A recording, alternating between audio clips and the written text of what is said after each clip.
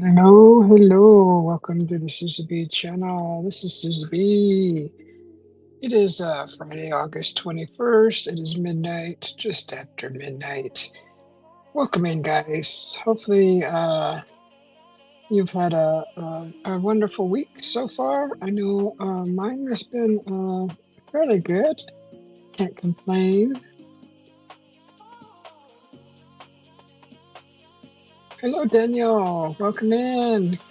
Good to see you. Hello, Rashid. Good to see you too. How are you guys doing on this fine morning? So I was just made my coffee here, right here. Let's see if I can make myself bigger. Right here. Here's my coffee, right here. So this is a coffee with Irish cream, whipped cream, and ice with some chocolate drizzle and caramel. Really good stuff. Really good stuff. You would like it.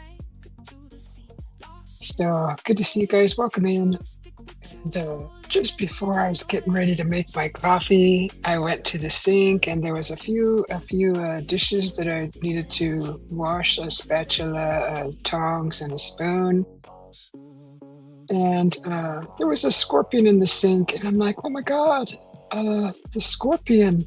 So this morning, yesterday was a weird day, weird sleeping day for my hubby and I. So I was up all night.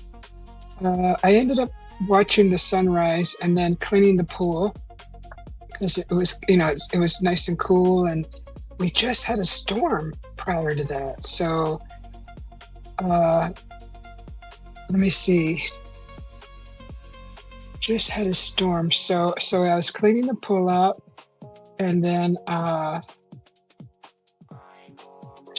think I must have cleaned the pool till it finally came in at probably about 9 a.m. And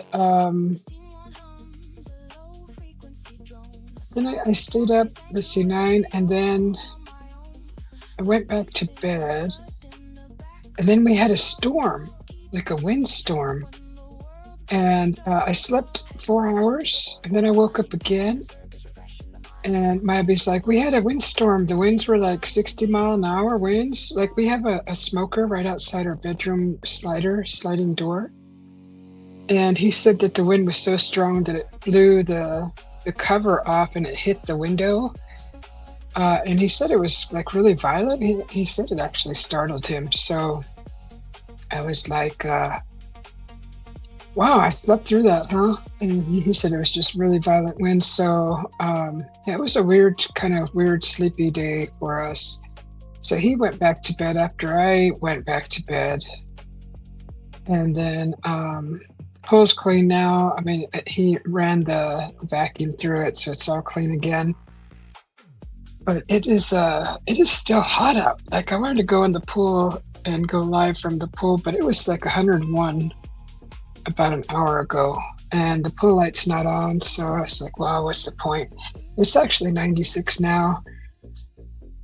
But so yeah, I cleaned the pool this morning, and I went ahead and just did my workout right after I finished cleaning and scrubbing and scraping and taking off water deposits, those like the hard water off of the tiles. So I was scrubbing. I didn't completely get everything off, but I worked a section, and then I went ahead and did kind of like stretching and a little cardio in the pool. And I still had a little energy, so I just I think I did like a little over an hour, almost 2 hours cardio, but not like intense, just kind of steady. So then I finally got kind of wore out, came in and I edited a video, and then my computer crashed. I think I was doing too much stuff on it because I was watching a video, I was editing a video at the same time. And then my computer just kind of went black, and I'm like, oh man, I think I overloaded the computer. I don't know. So I put the fan on it, didn't help. So I was able to get it back on just in time to download the edit and then transfer it, have it, have it on like a hard file, and then I just went to bed. I was like, I couldn't keep my eyes open anymore. I was really tired. So that was kind of my last couple days. Just a little interesting. Welcome to the Susie B channel, guys. I'm Susie B. I do a lot of different things on my channel. Recently, I did a cooking live. I made a taco salad from memory from growing up, taco salad, the way we used to make it growing up. I also am an artist. I do painting. I work with clay. And next month, I will be out adventuring. I go out to an RV village and do a little exploring and kind of showing you a little bit around the area where I stay. So that's kind of a little bit about me and my channel. So welcome in and thanks for stopping by. I appreciate your time. So that's kind of like what happened with me lately. And I was looking at watching some do-it-yourself building videos, and I actually kind of like them. They're actually neat to see how wood is cut, how it's measured. I'm horrible at math. I don't like using a measuring tape, but I don't know why. Math is just not my thing. I get frustrated when I have to measure stuff, and I don't know why. There's something deep-seated I think I have to figure out. I have to like overcome this. I don't know what it is, but anyways, it sure is nice watching somebody else do it and put together a freaking renovate a house, build a shed, build a deck, pour concrete, and that's kind of like what I was doing before I went live. And then I noticed another recall with produce. Have you guys, anybody keeping an eye on that? So the first recall, I believe it was over a week ago with lettuce. Then not too long after that, it was jalapenos. And then now it's freaking blueberries. Frozen blueberries, frozen berries. So I was like, what the heck's going on? I think this happens, every so often, every several years. There's like these huge salmonella outbreak with produce. Wasn't it lettuce before too? I think a long time ago, several years back, I think it was lettuce again. Was it lettuce? Something. So yeah, I noticed that. So I was kind of wondering what the heck's going on, but it's kind of more of the eastern side of the states, like from Texas out that way. I think Texas, and then all the way to the East Coast. So out that way. But yeah, that's kind of weird. I just bought lettuce a few days ago. I was thinking while I was buying it, should I buy this lettuce? I really want a taco salad. And then I'm looking at it. I'm looking at alternative green leafy things, and I'm thinking, okay, I could use celery leaves. That's not gonna taste good. I looked at spinach, and I'm like, that's gonna be really gritty. Like the texture is just not right.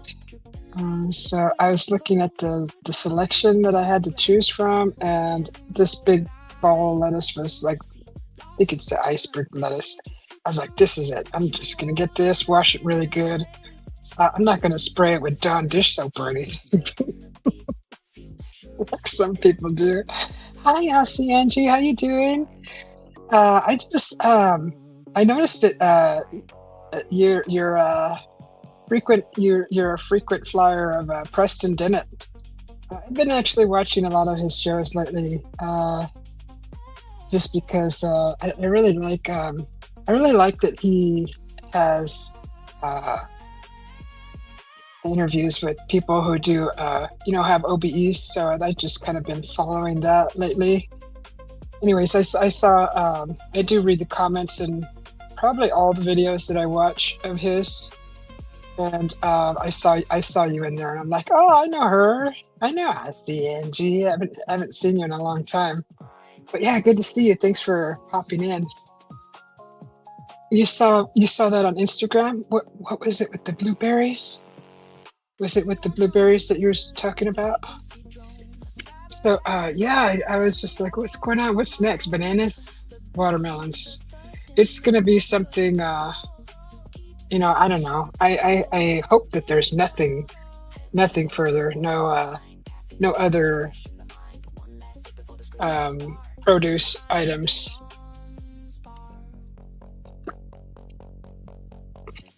I actually put some crushed almonds in this.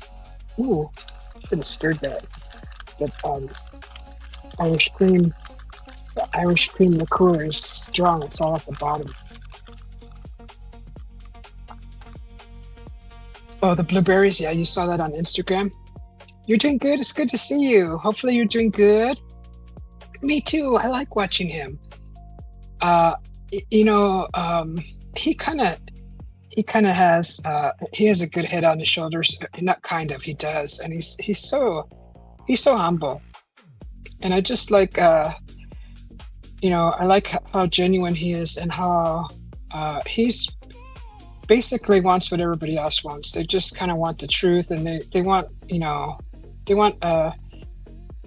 the people in power to be more transparent, right? So I understand, and I actually appreciate what he's doing. He has a good circle of friends, and he's got a lot of accounts. Shoot, I didn't know he had that many, because the last time I had been following Preston was when I was pretty much frequenting SOR, and that's the last time I had ever seen anything of his. And boy, he's done a lot of stuff since then. Holy moly, he's done a lot of interviews, a lot of things. You won one of his books a while ago. Oh, yeah, he is awesome. Just recently, he had a live about. Well, I just seen it for. I don't know why I haven't been seeing his shorts. Like, just like the past couple days, like all his shorts are like on my feed. So I've been kind of trying to catch up with them. There's many, and he makes like several shorts from one show, like an hour and a little over an hour show. I've seen like 3 shorts from that one show just alone. So, and I watched the whole show. So when I see the short, I'm like, okay, I remember that. That was in his long form video. But anyways, they were talking about bullying by these private corporations with experiencers and things like that. And I think it was that one or the other short where I saw a comment from you. I was like, I know Aussie Angie. So, and I was thinking, I wonder how she's doing. And here you are. Here you are. Good to see you. Preston has so many experiences himself. He's very open-minded and not judgmental. Right? Yeah. And him and Dolly. Dolly is very. She's over it. She's like, enough is enough. It's time to either wake up or get out of the way, kind of attitude. So. They're actually really neat. Their experiences together too are out of this world. So yeah, I have been watching a lot of Preston Denn lately, only because of the OBEs, and you're always kind of searching when you're an experiencer yourself, and you always kind of want hear something familiar to still kind of wrap your head around it. Without dwelling on it. So yeah, that's why I've been watching Preston. You were in Vegas for 2 months? Okay. Yeah, she is very straightforward. Like I said, she's like, either wake up or get out of the way. And it's probably from people trying to walk all over her. That people get tough skin after a while. Oh yeah. Yeah, I've had several. So like the first one was kind of like an accident. And then I actually I studied it. I went and found a book on it, how to do it, which was Secrets of the Soul by is it Buellman? Buellman. I still have the book, but I actually because it was a while after it happened. And I found a book on it. I went to like a crystal store, kind of like one of those. I call it hippie crystal herbal store. You could find a grimoire there, a blank one, but you could find tarot cards there, crystals. You can find incense. One of those stores. And at first, I tried asking the staff because I'm like, what better person to ask than someone that works at this place, right? And they kept telling me I wasn't grounded, and it just didn't make sense. They didn't have any kind of further explanation of what was happening. So I finally found a book and practiced the exercises that were in it, and they started working. So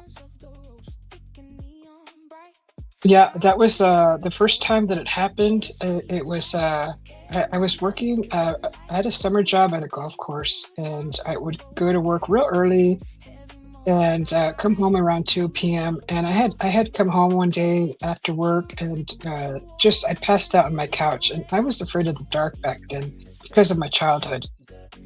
And I woke up in a panic because I knew it was daylight was gone. I knew it was nighttime, and I didn't have anything turned on, no lights, no TV. I usually had the TV on. I didn't have enough time. I came home and I literally just passed out on the couch. I was so tired. It was hot. And when I woke up in a panic, I ran to the kitchen to turn a light on, and my hand kept passing through the light switch. So, and then I was like, what the heck? And it just didn't make sense. I figured the light switch was broken. So I ran to the bathroom, or hurriedly, scurried to the bathroom really quickly, fast walk, and did the same thing. My hand went straight through the light switch. And that's when I realized that I wasn't in my body. So from the fear of that, I snapped into my body, opened my eyes, and everything was dark around me. And it's like I was just walking around this very apartment, not in my body, but out of my body. And I could see my hand, actually, because I looked down at my hand, but it was kind of see-through, and it was going through the solid switch. So that's what set it all off for me. Practice makes perfect. It's crazy when you meet up with people and they remember the same experience. Yeah, I remember it the same. I tell it the same every time. I mean, it's weird that all the details are exactly the same. They never change. I mean, it's like seeing a movie that you've watched 15 times and you just know what's going to happen next. It's kind of like there's a lot of things that I forget, but things like that, they're like fresh in my mind every time. It's very interesting. But yeah, so that's why I watch Preston's, because just to I've been just to kind of try to understand a little bit better, but I'm trying not to dwell on it. It's just kind of just a little something that it always lingers in my mind. What could the meaning. Basically, we're looking for meanings or answers or whatever. I probably won't never get an answer, but I can at least figure it out and get close to, and pretty much with intuition and from hearing other accounts, you can pretty much figure it out and put it to rest and understand. And I have a better understanding of how that happens, because apparently the body is like a magnet. So that's why they say to meditate when you do astral out of body. When you meditate and put your body basically to sleep, you relax yourself so much that the magnetism in your body releases the soul. And I think that's the best explanation for out of body. That's why you need to meditate, so you can relax the body. And when you relax the body, that magnetism gets weaker and you're able to just float right out, right? It's because I think we're held into these bodies by a sort of force, a magnetic force. And by me being so tired, shoot, I wasn't holding on to nothing. I just like fell. I fell like a rock and straight to sleep. So, your soul has no experience of time, pain, and can travel anywhere. The container body is the weight. I enjoy watching everything Preston Denn. Yeah, I agree. But I actually heard that recently about the body being attached to the soul, like a magnet, and that's why what I just said. Relaxing the body helps. Just when you think you know, you don't know nothing. Meditation was my catalyst for traveling. Yeah. And I think William Buellman, now that I think about it, that book, Secrets of the Soul, he has like different exercises, visuals that you can do, like the rope visual, the rolling out of body visual, the rocking visual, where they all help. And I think the one that helped me the most was the rope from the ceiling. Visualizing you grabbing the rope and pulling yourself up. And but then what was weird was what was actually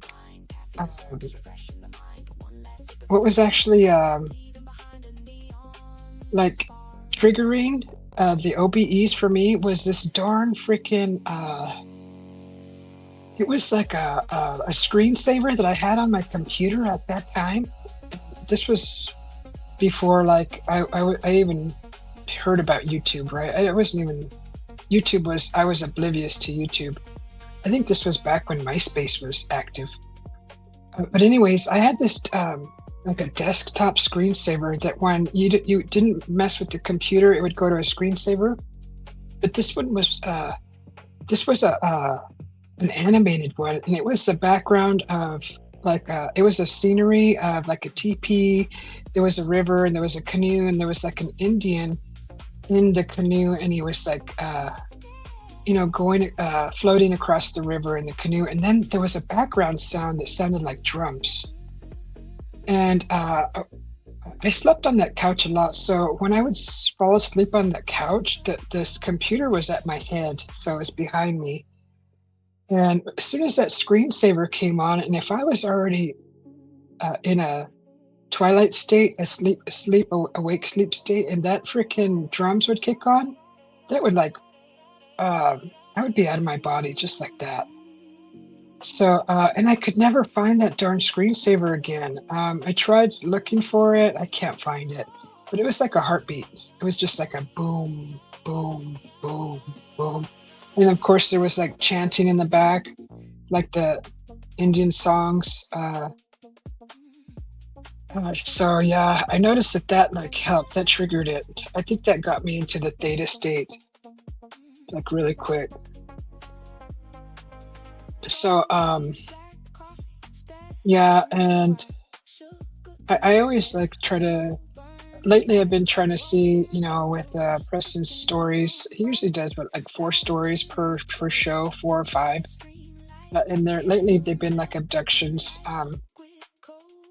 But still, he covers the OBEs too, and plus because of his own OBEs. But yeah, I've been, it's just interesting. Yeah, that's a powerful set. Well, for me it was. And I've been trying to recreate that drum, but I just, now that I have a kind of a music thing, I think I could probably create that, but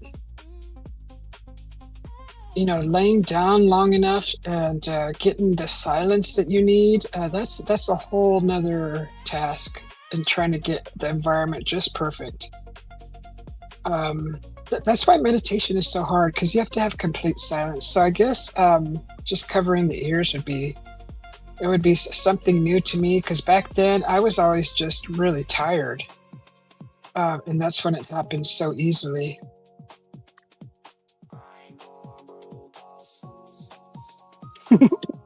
Oh my God, that would be so cool. That would be so cool. Yeah, I would love to have that. We were in Montana and they actually had that, except for the river part. You could rent a TP and they were big. They were as big as this room that I'm sitting in. Bigger. The radius was bigger. I think they were 30 feet across, with a bed, a dresser, lights. I mean, it didn't have a restroom in them, but they had everything to make you comfortable. Little refrigerator, I believe.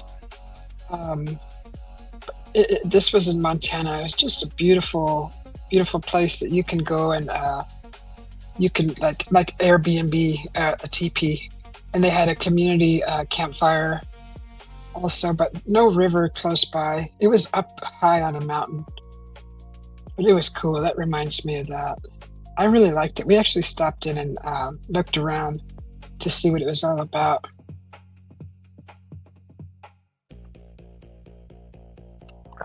Really neat place. So yeah, it's good to see you, Angie. I saw you. I saw you in the comments. I didn't want to be like, "Hey, Angie, how you doing?" In the comments, and be like, I kind of feel like that's not appropriate.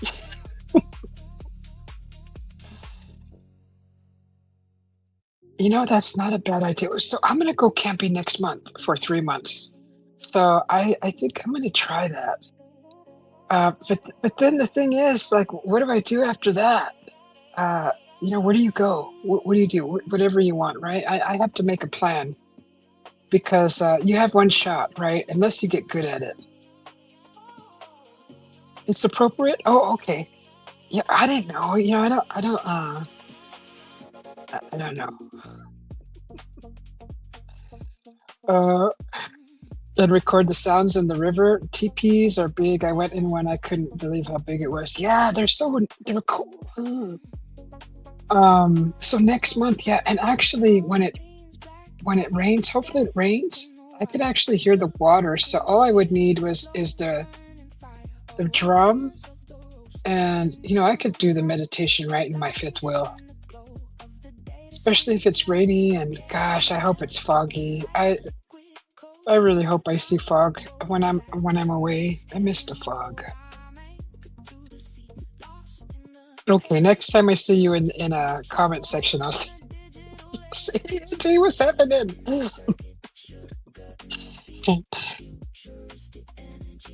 Oh, you're usually working at this hour? Yeah, I'm up till like 5, 6 in the morning. It just depends. This is when I have all my energy, and usually I'll watch the sunrise. And if I can get any yard work in before it starts getting hot, I do that, and then I jump in the pool, and then I go to bed. So that's lately. That's just the summer. So yeah, I'll be up all night. But it's good to see you, and don't work too hard. Hopefully, you're not working too hard at work. And you're going back to Vegas, huh? You said you're going back to Vegas? My sister lives in Vegas, and they actually they're back and forth a lot from California to Vegas. Yeah, yeah, yeah. I'm gonna have to do that. Thanks for the inspiration and kind of a reminder, because and see, at this village place, this is another weird thing. When we first found this place, I found them on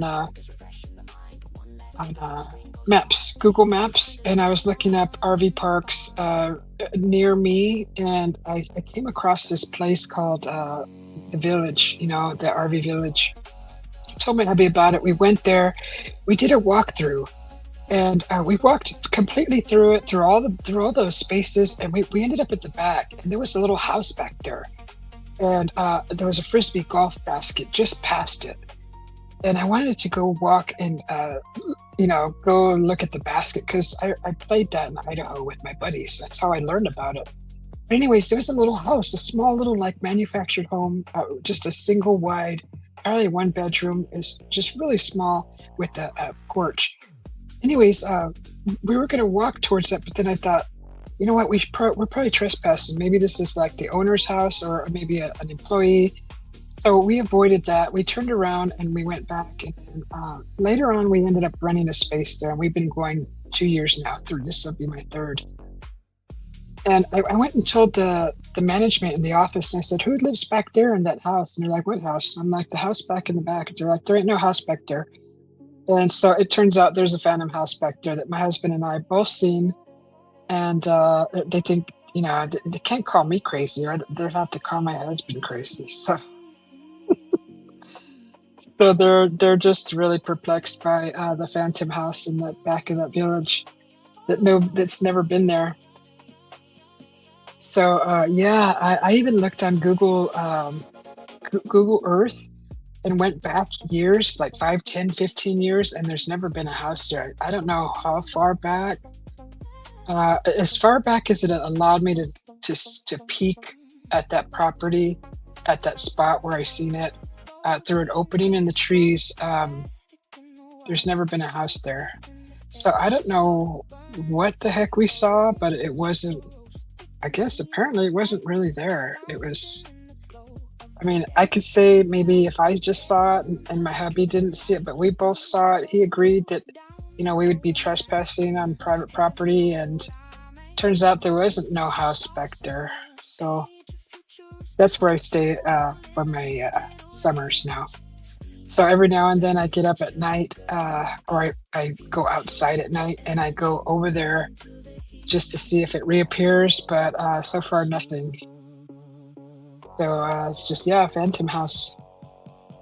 So I don't know what the heck that was all about. Yeah, time glitch. Yeah. You know what? It actually looked kind of, when a fire leaves soot outside of your fireplace, that black soot kind of, if you have it too big, and the smoke comes out and it leaves that black soot. So the house had like a thin layer of something that looked similar to that. Like it was dirty, like dusty. It had like a thin layer of like charcoal soot. Like it needed dusting, because that's what I noticed. I was like, it's dirty, whoever lives there, they should freaking, wash it down. That's the first thing I think about. Where's their cleanliness? But I did look at all the features. I noticed the porch, the siding, and it was white, but it was dirty white. And it just kind of looked like it was almost abandoned, but I didn't, some people just, they keep their house nice on the inside and don't care about the outside. That's what I was thinking. And so I don't know. Yeah. Yeah. Cause, again, I was just, I respect people's boundaries, and I didn't want to, be trespassing. So I take that stuff seriously. I mean, unless my buddy is on the other side of private property with a freaking broken leg, and that's when I'll break that rule. But just at a leisure, no, I won't. Even curiosity, it has to be like that example. So, town records. Where would I get those at? Maybe a house burnt down there. Yeah. I mean, it's a real little house, and it's that property, that RV park, has been through several hands. I think the owner currently is the third owner. So where would I find records at? Like, where would I go? Town hall? Okay. That's not a bad idea. Because, I was curious too. Like, what was that? What was that place? But there's I went to the exact spot where I seen it, and there's no foundation. There's no cement slab or nothing, like an old slab. I even dug into the dirt a little bit to see if there had been a foundation there at one point, but no, nothing. No, nothing. So that's a big mystery. And I'm so glad my hubby saw it too because, it's just people calling you crazy, it just gets old after a while.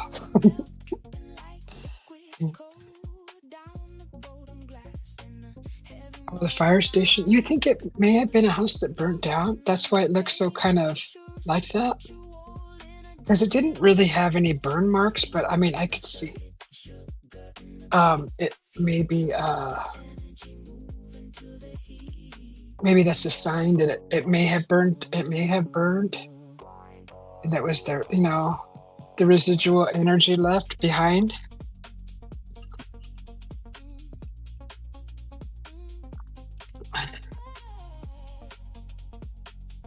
Okay, so the fire station and town hall.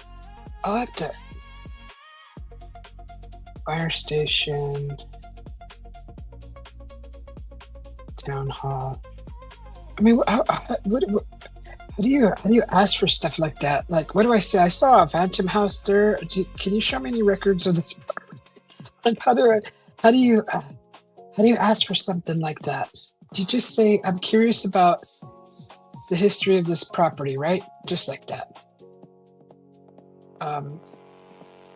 Do I have to have permission from the owner? I'm sure he won't mind. I've told the owner about it. I think he thinks I'm crazy too. I don't know. So around the 1940s, okay. Did they have manufactured homes back then? Because I could have swore it looked like a manufactured home. It looked like a single wide. It's just the way it looked. It looked like, one of those really inexpensive manufactured homes. Well, it definitely wasn't a cabin. It was not a cabin. Okay, so ask about around the 1940s.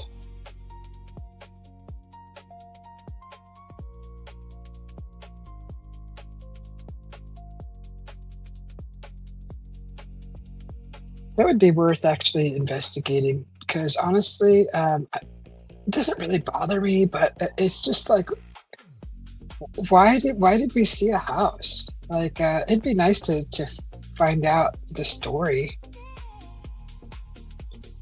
History of people and homes of the area, 1960 to 70. Okay. And this is the Wild West. There's a lot of history out here. There's still history being discovered here. There's still history being uncovered here, out here in the Wild West. This was a stomping ground of many different peoples.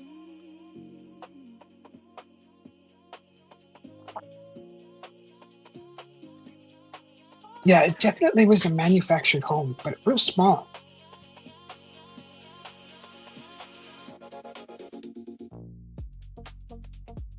Yeah.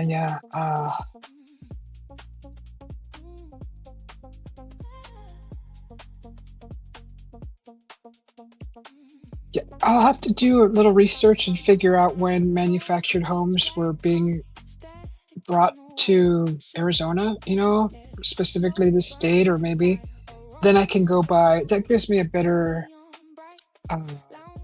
idea of how to research that. So, research that, and then that'll give me the year that I can ask about, or the time frame to ask in between. So yeah, thanks, Angie, for helping me put this together because I have no clue. I'm just like, now I have a direction to go into with clarity.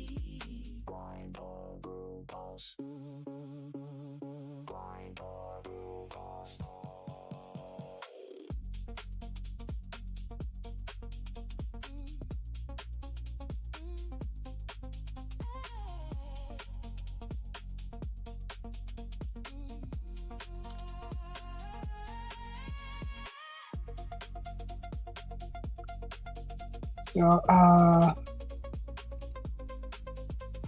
cubicle home. Yeah, it's really small. Oh, the metal ones. The siding looked like it was metal. I think it was the long slats, right? The slats.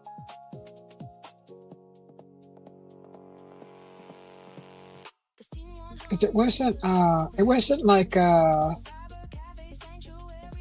siding that's compressed, whatever wood it is. It wasn't. I think it was metal slats.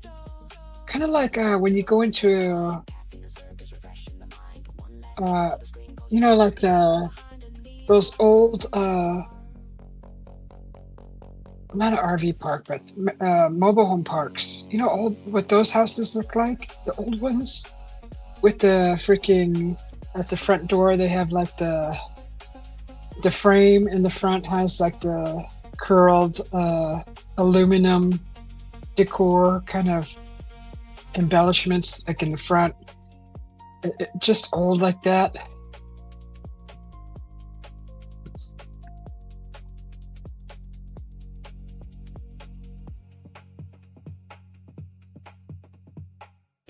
Yeah.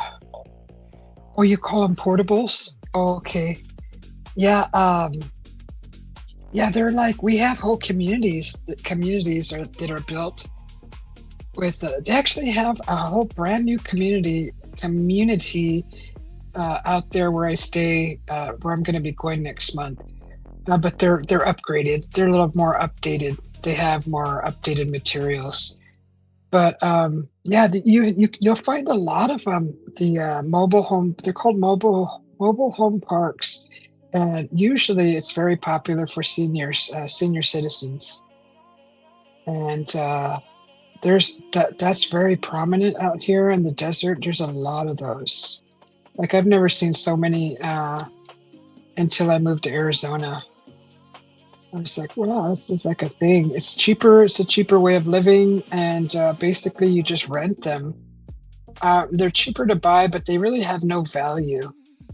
So it's basically a throwaway home to die in. Basically, I think. A lot of them are nice. They're not all. It's just the older ones. They're actually comfortable. They're a roof over your head. You can clean your body in them. You can wash your clothes, but they're not really of value.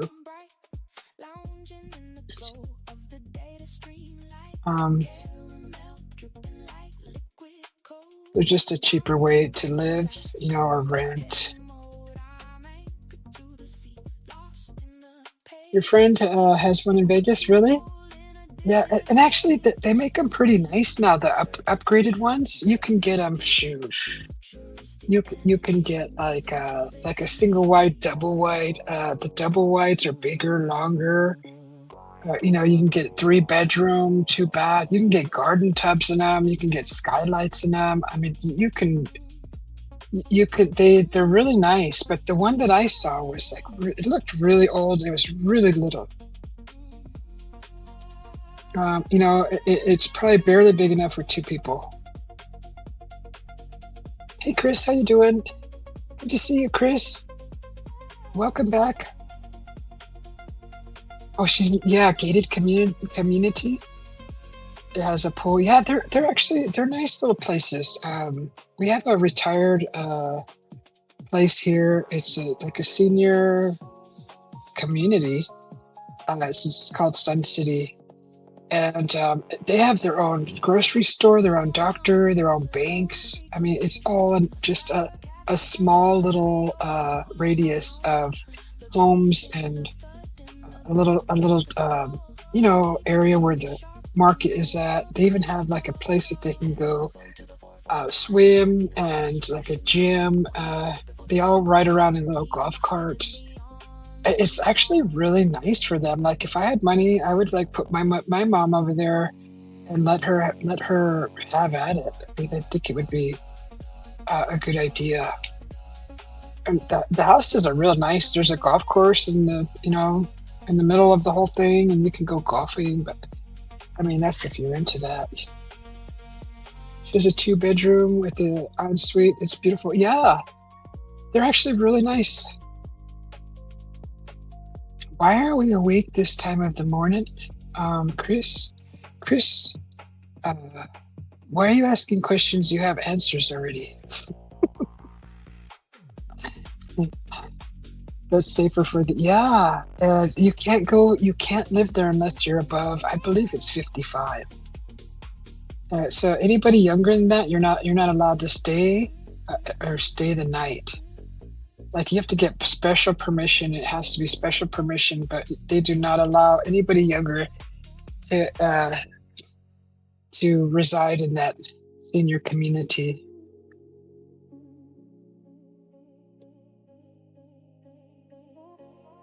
Yeah, Chris, you know I stay up till like 5 in the morning, 6 in the morning, or 9 in the morning.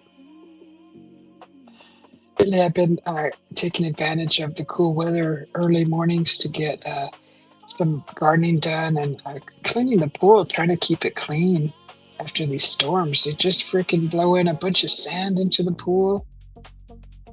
I think I scrubbed the pool yesterday morning, for a couple hours. So that was part of my cardio, and then the rest was after I was done. So then my hubby ran the vacuum, which is awesome because it was like we did double team. We double teamed that pool today. Because last time we waited too long and the algae started growing after a storm. Just got really got bad. So yeah, you got to keep up with that stuff. I just thought I'd ask to bug you. Hey Chris, guess what? Chris says, "Hey, Angie. I got some Snickers, but I don't have butter pecan ice cream. So it's in the works. I'm gonna get it. I'll have my hubby get it from the store tomorrow, because he goes to the store every day. It's just like, I don't know, it's just his thing.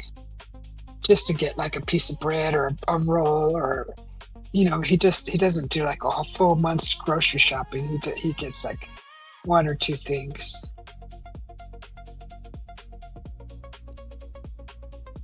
You have to go. Your daughter just got there. Okay, for dinner. Oh, have a wonderful dinner. Enjoy your dinner, and much love to you and your daughter. And thanks for popping in. It was good to see you and to have a great conversation, Miss Angie. See you later. Have a beautiful day. Beautiful weekend. Chris is all, yeah.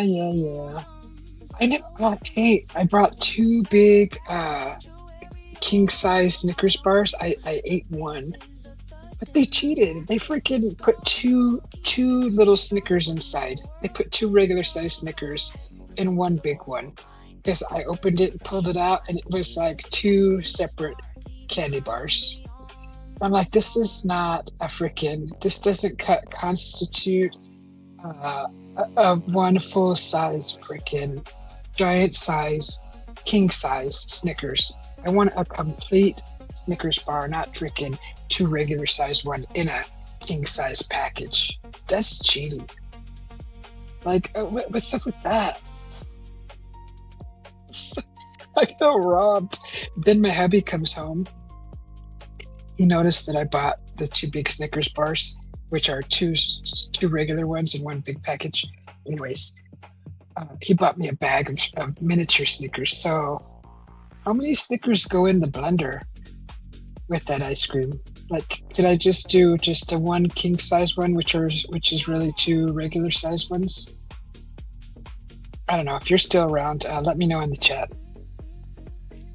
So it was an interesting conversation, because that is a phantom house, and it would be interesting to figure out a little bit of the history, I did a video on it a long time ago. It may be private now. All my paranormal stuff I put private. I came out of a community where there was some people in there, and they were stealing people's stories and grifting off of them. So I had to hide all my stuff.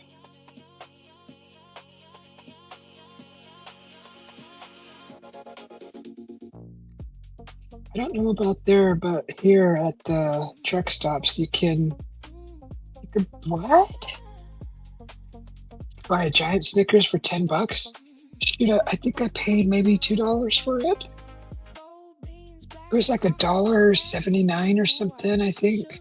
And I grabbed two of them. I was like, and it was right at the register, right where they're supposed to be. And then I came home, and that night I was like, I'm gonna have one of these, and I freaking open it, and it's two small Snickers. It's two regular size Snickers. So, I mean, I could show you the package anyways. I still have one left, and I'm saving it for the blender. The blender. If anybody has a cat and can give me tips or give me some pointers on how to train my cat to do a high five for a treat, can you put it in the comments? Or if you made it this far in the video and you're watching later, can you put it in the comments after? And if you have an idea, put it in the chat if you're watching, and because I want to train my cat how to do a high five for a treat. So I got a treat right here up here, and I just don't know how to do it without watching 15 videos to figure out how it's done. Like if you have like a quick way, give me a good direction to go in to start training him how to do a trick. And I kind of want him to do a high five. So that's the first thing that I thought of. So that way he has to work for his treats, because he begs for treats like all the time, and I'm like tired of it. So I kind of want him to like work for it. The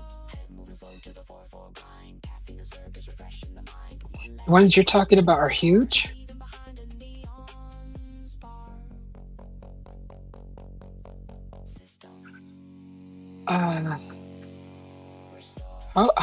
How big are those? A 38 works great for that. Are you talking about a pew pew? That's not cool.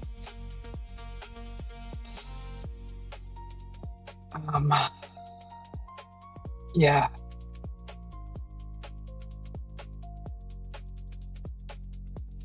So hopefully you guys, that was fun.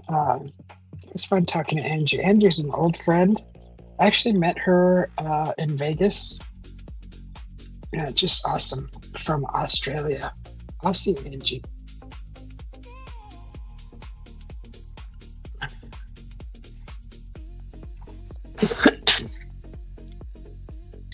Give me a link and I'll show you. Oh, okay, you want to come up? Yeah. There's really nothing going on in the neighborhood anyways. Here's the link, Chris.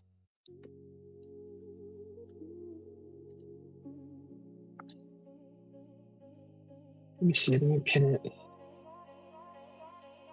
If you're watching on the vertical side, shoot, I haven't been watching the vertical side. I saw Rashad is in there, and Daniel was in the vertical side. I have that open. Let me pin it. I think if I pin it here, it'll be pinned on both sides, right?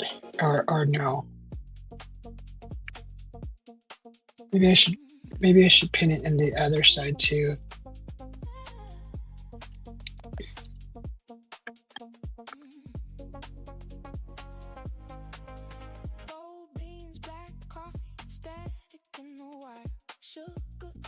Okay, I heard you pop in. Let me just pull up this here real quick. There you are. Okay. Hey, Chris. Morning, Susie. Good morning. So anyway, no, the Snickers bars that I'm talking about, they're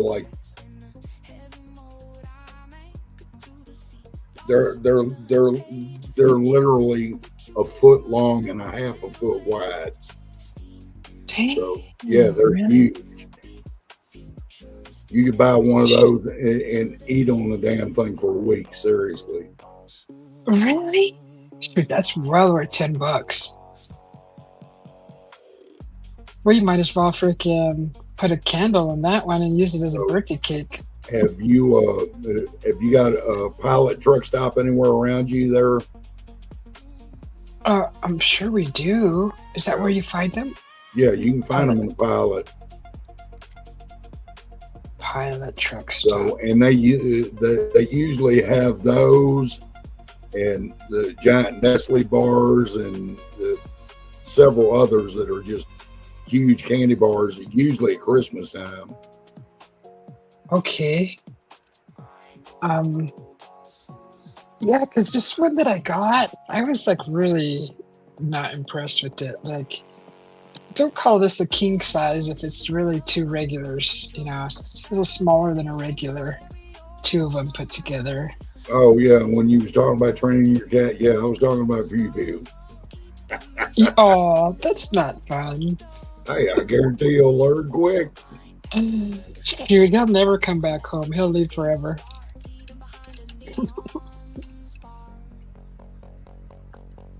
Well, What are you doing up right now, Chris? hell, I ain't been to bed. Oh, okay, so you're pulling an all-nighter like me, as usual. Yeah, and I gotta go open the shop here in about 20 minutes or so. Have you seen these new geek bars that light up here when you... Oh yeah. I actually, we got these in Camp Verde at a vape store. They got wall-to-wall vapes. I was like, wow, I've never seen so many freaking Yeah, vapes. I'm pulling on this one right now. So Oh, this is it's a 2-piece. what? That's crazy. They're, See, so, why they... so even if you take the battery portion of it off, you can still hit it. What's the point of the carriage, the cartridge? What's the point? Extra battery life. Okay, so is yours more? Yours is not a disposable. Yeah, it is. Oh, why do they make them so fancy if you just throw them away? I It's hate to throw these LME. away. Like, I So, really I don't- despise. I don't know what you guys pay for them there, but I mean, I get this right here for $20. I think ours are like $8 or 10. I think 10. I know prices vary Wait. depending on what part of the country you're in. Like in the Northeast, this very one right here would be $35. So Wait, that's probably my freaking me not going out in public very often because my hubby always buys these, but I think they're closer to 20 a piece. I think they're 19 something a piece. yeah, that's what these are. Okay, yeah, that's more like it. They're not $8. I don't know what I'm thinking. But we bought like we get like 5 of them at a time when we buy these, so we don't have to keep going. They last a long time. Well, usually I get one of these that lasts me a week. So Oh wow! Shoot, this will last me like 2.5 weeks, maybe. and so I mean, this is a 50,000 hitter. So Oh,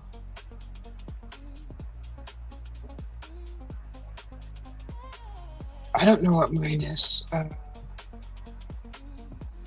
but I think it's. I don't know. I'd be guessing, but it's. Well, I opened it. Shoot, about over a week and a half ago. And that right there is probably a 20,000 hitter. Okay.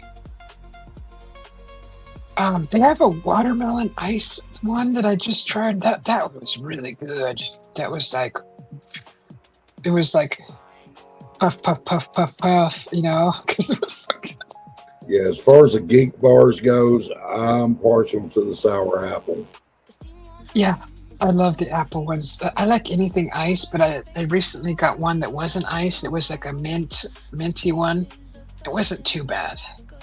So I really don't care anything about the ice ones.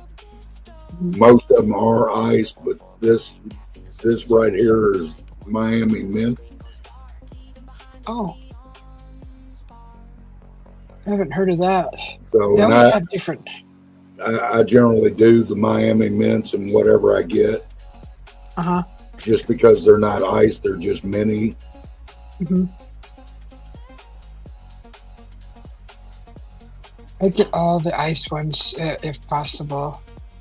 So my favorite one are these right here, the Cato bar. Oh. So this is Miami Mint too. Uh-huh. This one's a sour apple ice. Don't they look like a little pager? Just a little fatter than a pager. Remember the pagers? Yeah, kind of. They're like the shape of a pager. Like, one guy, I watched a video with the guy, I may have told you before. He took these apart and he actually turned it into a charger. It actually, he used it to charge his phone. He took it apart, soldered it, took the components out, put some new ones in. And actually, that little piece right there was the charger. So he used it to charge his phone. I like stuff like that. That's really cool. See, this is another one that I've already used it up. But again, you know, it's a separate cradle. And That's so crazy. It's like a little holster. So, but that's what that is. It's extra battery life, so you're not charging it as much. So, Yeah. and like I say, you know, you can take this loose from this, and you can still hit this. Huh. So it's not so bulky, huh? It's more of a compact and slimmer. Yeah, but I mean, if you hit it without the cradle, it'll only last you a couple of hours. Okay. But I mean, you know, I hit heavy myself, so I hit heavy when I'm like doing a project or really into something. I'll hit it heavy, so and I won't even realize. I looked into that fume. I don't know if you've heard of that or not. The fume inhalers. Basically, you're just inhaling air. But I went through all the reviews and all like that, and I found more bad reviews than I did good reviews.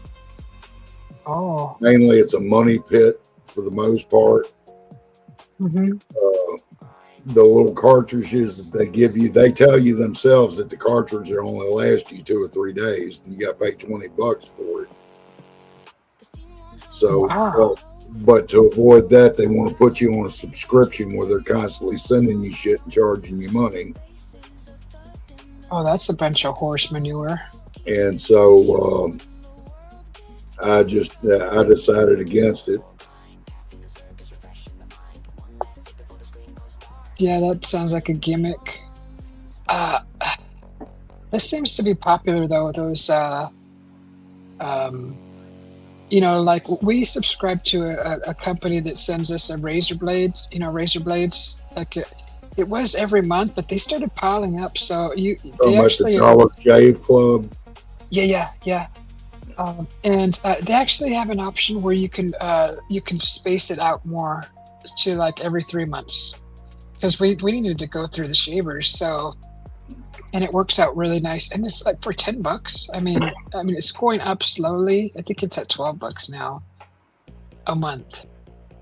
So it's affordable. It's dang cheaper than a freaking Gillette razor blade, and it's because those things are expensive, and the quality of those blades are freaking fantabulous.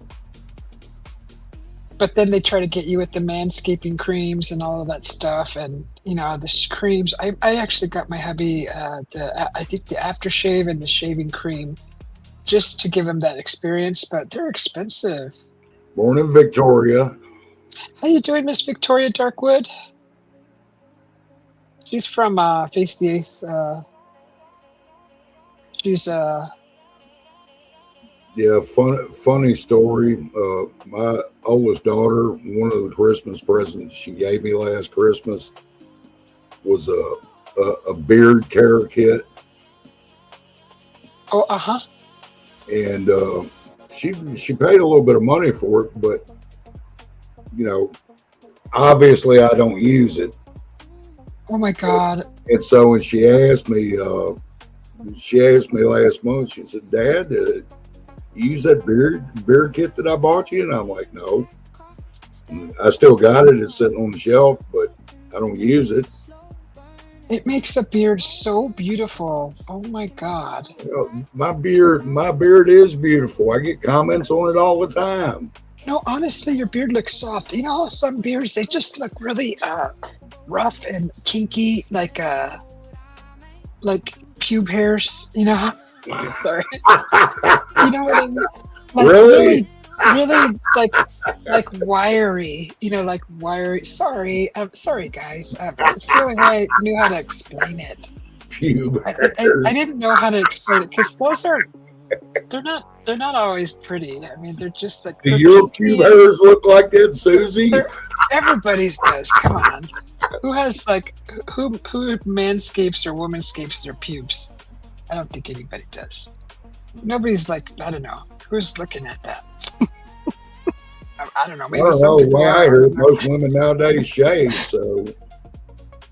Right. That's what I'm saying. Like, it's just they're so wiry. I've seen beards that they're just so dirty and not dirty looking, wiry looking, and just like, I don't know. Your hair looks actually soft.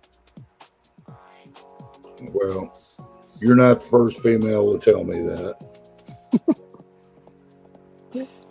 Victoria's all laughing. I'm sorry, guys. I didn't mean to say it like that. But how else are you going to describe it? Like a wire brush, I guess. Don't need to be sorry. Hell, I think it's comical. So sorry. I mean, it's a horrible visual. I mean, can you imagine everybody's visual just went straight to puby face? You got the sweetest little puby face. Right. It's so much softer than that other place. I've seen some beards that when they use the oils and all of that stuff, boy, that beards look so. They actually have a curly wave to it. Just depends, you know, your genes, and it's in your genes. Well, oddly enough, yeah, I do have pubes in my genes. Thank you very much. In your DNA. God darn it. Hey, Mike. Twisted everything around. You guys are all the same. Well, that's all part of our charm. Right.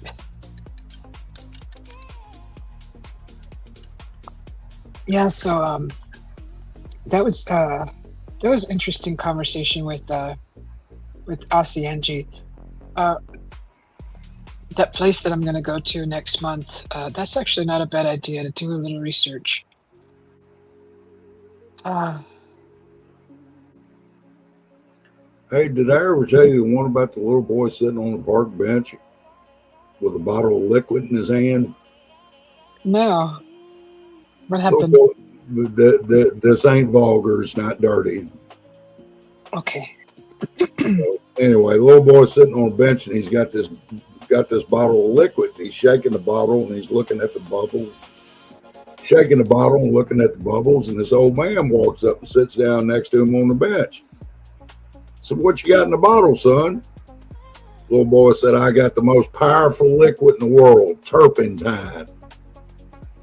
The old man said, no, son. Said, you got it wrong. He said, the most powerful liquid in the world is holy water.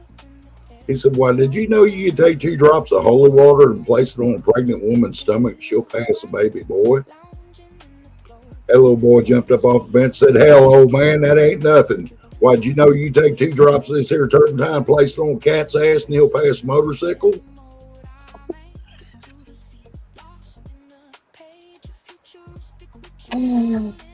That's so funny. Kids, they're so brave. Kids do say the darndest things.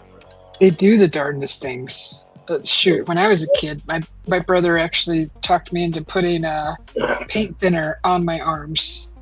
I was like, all right, let's try that. So did you Rubbed feel the burn? Oh God, I rubbed it in like lotion. I'm all, this is nice. It's good. Yeah. And he's like just waiting. He's waiting. I could see it in his face now that I replay it. And then here it comes, the burn. Oh my God, I couldn't stop screaming. Was you walking around like this for 2 days?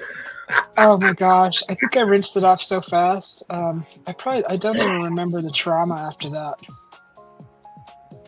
I remember the beginning of the burn, and then I started freaking out because it wouldn't stop. I can't believe he did that. I'm surprised I don't have scarring from it. I must have got it just in time, though.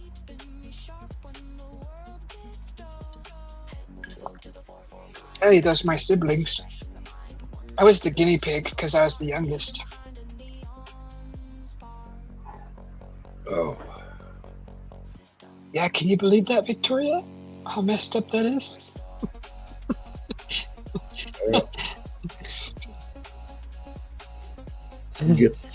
Get to spend some time with my great-great-granddaughter this weekend. Oh, you gonna hold her? That's the newborn, right? Yeah. I've done held her. I like that. Yeah. That's awesome. Are you babysitting or are you just visiting? No, they're coming over here, so. Do you ever babysit for your grandkids? Sure I do. All the time. Okay. Okay. Yeah, that's something I'll never experience, but it's nice to hear about it. So, well, I mean, with having a great grandchild, it only reminds me of just how old I am now. So, You're not that. You're younger than my husband. you really think so? Yeah, I know so. Well, unless he's 80, I will argue the point with you. You're not 80. No, I'm Victoria not. says, No, I'm not 80. Damn close to it, though. yeah. Victoria says, enjoy your granddaughter. Oh, absolutely. So Yeah. I enjoy all my grandchildren, but she's my first great grandchild. So That's crazy.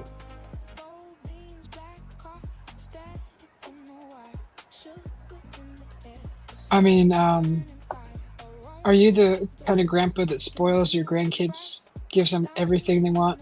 oh yeah, absolutely. That's awesome. So my daughter tells my oldest grandchildren all the time, you don't understand, that's not the same guy that raised me. Uh-huh.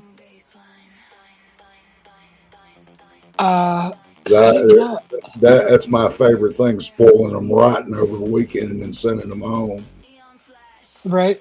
With Oh, a stop bouncing off at the the walls. Dairy Queen on the way home. So Bouncing off the walls.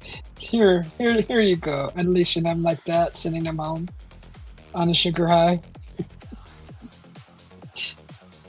And this is why we don't trust you guys. yeah, hey, it's payback for all the hell we've been put through. Oh my God, that's funny. I can see that. That's so funny. I mean, my grandparents, our family was so big that they had their favorites, and we weren't one of the favorites. So my grandmother, she had her favorites. My grandpa loved all of us, but that was on my mom's side. By the time I was born, my father's parents, they were long gone. So I only got to meet my mom's parents, and I loved my grandpa, but my grandma looked at me like I was the plague. She looked at all of us like that. You too, Victoria. Have a good day at work. Okay, thank you, Victoria, for popping in. Good to see you. And don't work too hard. Have a beautiful weekend. Thank you. Yeah, I actually got so emotional when my grandpa passed that I couldn't go to his funeral. I was just so I was devastated. I took it really hard. Um, I've got six grown kids. I've got five grandchildren, and now one great grandchild. 6 grandkids. No, six grown kids. Oh, Well, actually, one of them was murdered. Uh, oh, my oldest boy, oh, I'm uh, sorry. and I don't talk about it ever. So Oh, that is the first and last time you'll ever hear me say anything about it. yeah. Uh, and then how many grandkids total? Five, 5, and one great and, grandchild. and now one great granddaughter. Dang. Just keep multiplying. Well, I mean, I was a truck driver for 30 years, so I was getting it when I could get it. You know, what I always think about is when people, families, they have children, the children have children. I always wonder if, I mean, the body is an amazing thing that it can reproduce like that, right? And I always wonder if it runs out of ink to print more. Like, it You just, always wonder what? y- if the body ever runs out of ink to print more, I mean, with all the good stuff, but the body is an amazing thing. It could reproduce again and again and again until it's not possible anymore. I But mean, it's just I've known women in the past that's had 8 kids. So it's not impossible. Well, I mean, yeah, like look at the Osmonds for instance. Uh, a bit. the Osmonds, like Marie Osmond, her family, Donnie Osmond, like that. Hmm. You ever heard of them? I have, but you'll have to refresh my memory who they are, or I'd have to look them up. Well, the Osmonds, the Osmond kids had a band in the early '70s. Okay, I remember them now. Their faces are all familiar. God, they all look alike. So, and then Marie Osmond, which was one of the daughters, I think she's got like 5 or 6 kids. Oh, aren't they all musicians? Aren't they all Yeah, singers, yeah, performers? yeah. They're Okay, all in show business. okay. Boy, they all look alike, huh? I wasn't a big fan of them, but I do know who they are. I just forgot. Well, to be honest with you, sweetie, I was never really a big fan of them either. But so, and they were all day radio play back in the day. So, Hmm.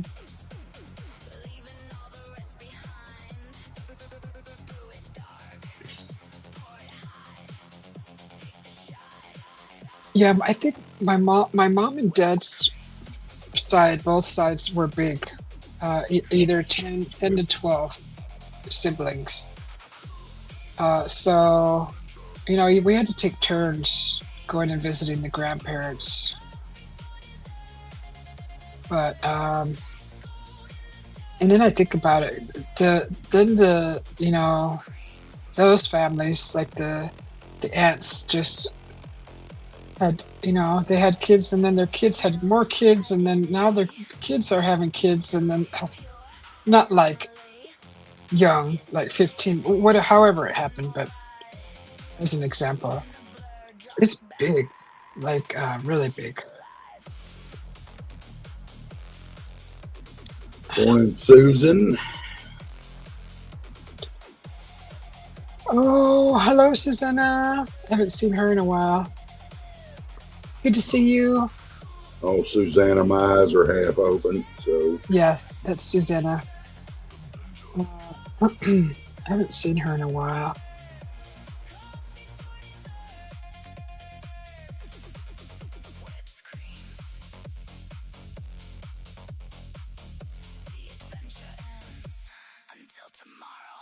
Yeah, so I just made a taco salad, and I went live and did it, and then I rewatched it, and I realized that I said we were a family of four, but that was four kids, not counting the two parents. So kind of misrepresented the number of the families. We were a family of six. So, but usually my dad, by the time we had dinner, my dad was still working. He worked late. And we went to bed early, so it seemed late. But he got home usually way after we were in bed already. So we would eat with my mom. Um, so, but usually five of us, unless it was on his day off, then we would all eat together. That's just to clarify that. If anybody was like four, family of four, I don't think anybody cares, but I just wanted to clarify that. We Oh, were a I family. drifted out. I drifted out for 30 seconds. Starlink it has to realign, and it happens every morning right around this time. Between 3 and 5 a.m. Hmm. You know what I realized is I kept breaking up because Mike. I remember Mike said, "Is it just my side or is it happening with others?" I looked at the internet. My phone was connected to Wi-Fi, but it keeps connecting to the dang guest Wi-Fi, and for some reason the signal on that one is weaker than the main Wi-Fi. So I had to switch it Well, back. a lot of people have been having problems with communications. So my phone's been acting screwy for the last week, and Was so it?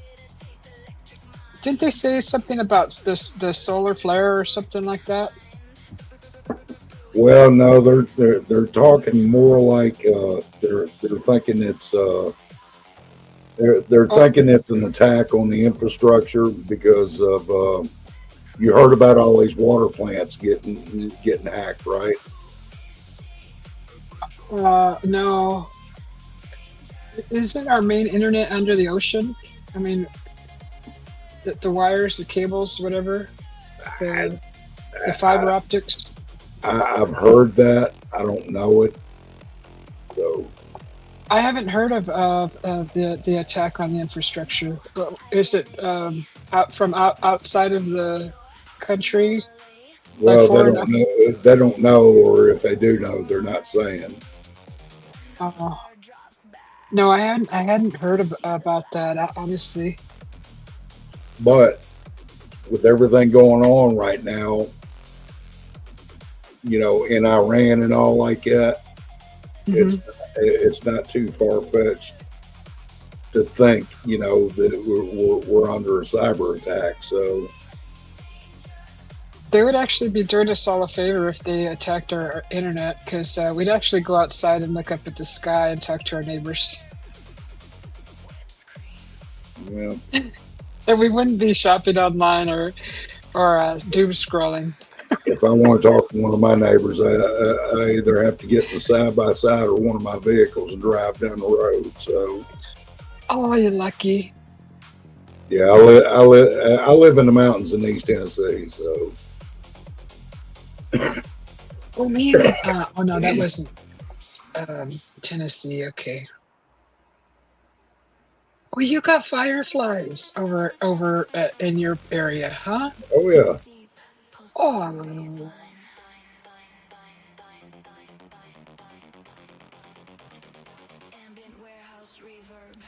it's just the coolest experience ever.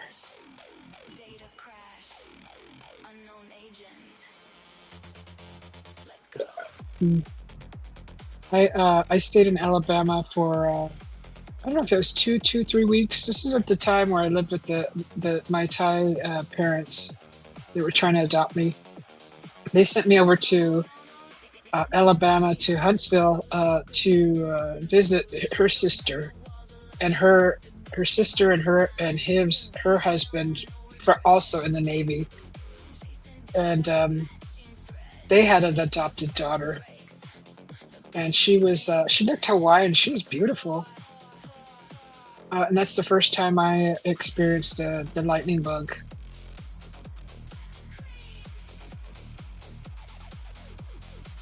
It was scary. It was scary until they explained it to me. I thought they were ghosts. Ghosts. Well, yeah. I mean, I was raised superstitious, and I never knew that there was a such thing as a glowing bug. And I was like probably 17 at the time. I may have been close to 18 because I left Arizona either right after 18 or 19.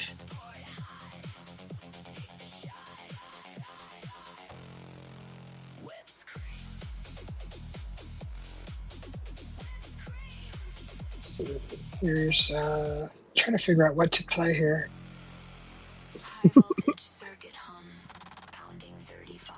You're gonna work today, huh? Friday.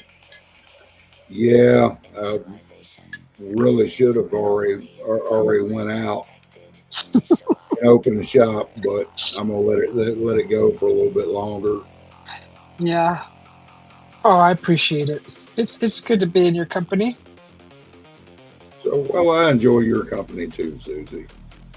I am gonna try to get that butter pecan ice cream, and so you just throw that in a blender. Could I whip it? Can I whip them together? No, I won't break up the Snickers as well as a blender would, huh? Well, I mean, I suppose you could do it either way. But you want it Take broken up cut though. your Snickers up with a knife and just throw it in some butter pecan ice cream, mix it around. But if it's me, Okay. I'd throw it all in a blender, or maybe throw in a little milk and make a milkshake. Okay. That sounds really good. I really like to try. I haven't had butter pecan in so long. I've always been stuck on the Talenti coffee gelato or the um, Cherry Garcia. I just learned something about Ben and Jerry's. They don't use the full amount of milk fat in their ice cream, and they're cutting corners by adding um, fructose corn syrups and others really bad sugars for you to make Yeah, up for. I'm not a fan of Ben and Jerry's at all. Yeah, you told me why. So, and then my hubby just bought me Ben and Jerry's because I was thinking about not using that product anymore well, because of it's not as healthy. They're cheating on their label, so they're misrepresenting. Oh, Uh, here's a fun fact for you to look up, Susie. uh Look up synchronized fireflies.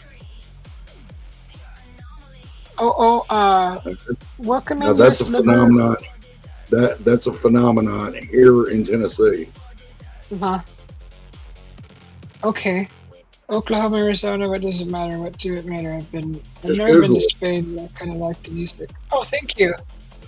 USS Liberty, Iran, Contra affair for Ben and Jerry's sold out to BlackRock. Yeah, don't eat that mess. I won't.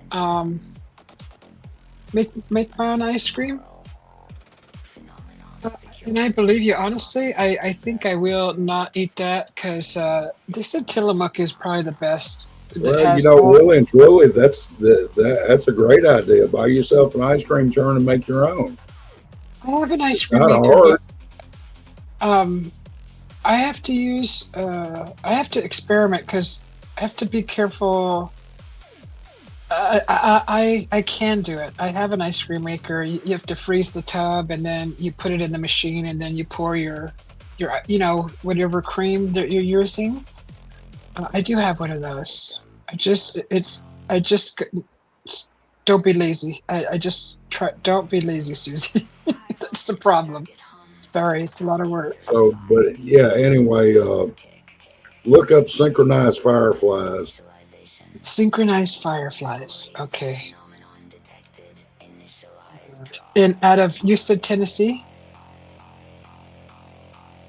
No, just Just type in synchronized fireflies. It'll give you the details.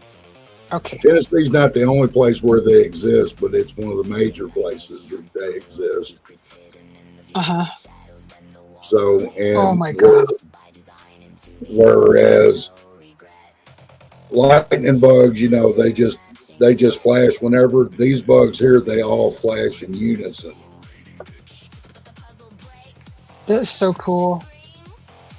You want a smoothie machine? I want a machine like where it comes out, you pull the handle and it comes out really soft, like a soft serve. And then I want to be able to dip it in chocolate and do a hard shell chocolate dipped cone. But my hubby goes, we could do it. And I'm like, that, you know how much chocolate we need to melt to get to do that? I mean, for like what, a couple of ice cream cones and then put all that chocolate back away. I would do it, but like,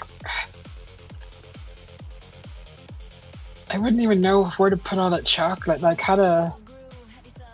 Do you just put it in a bag? Like, if I could see it done, if it's not so many steps, I guess.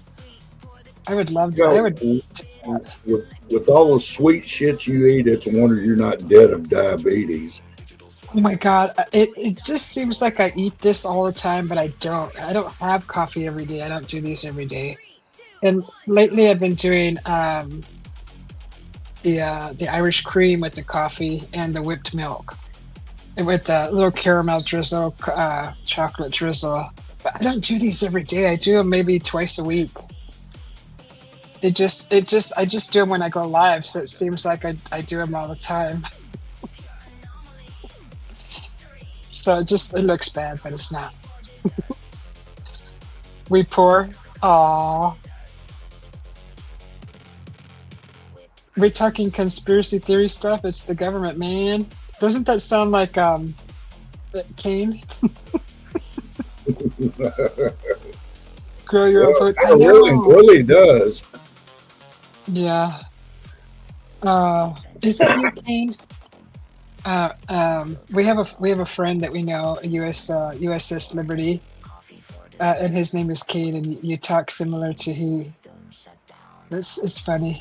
I appreciate you. I do grow my own food. I have herbs growing, not the 420 herbs, but like whatever hasn't frickin' burned in this summer heat. Yeah, she grows all the herbs except for the essential one.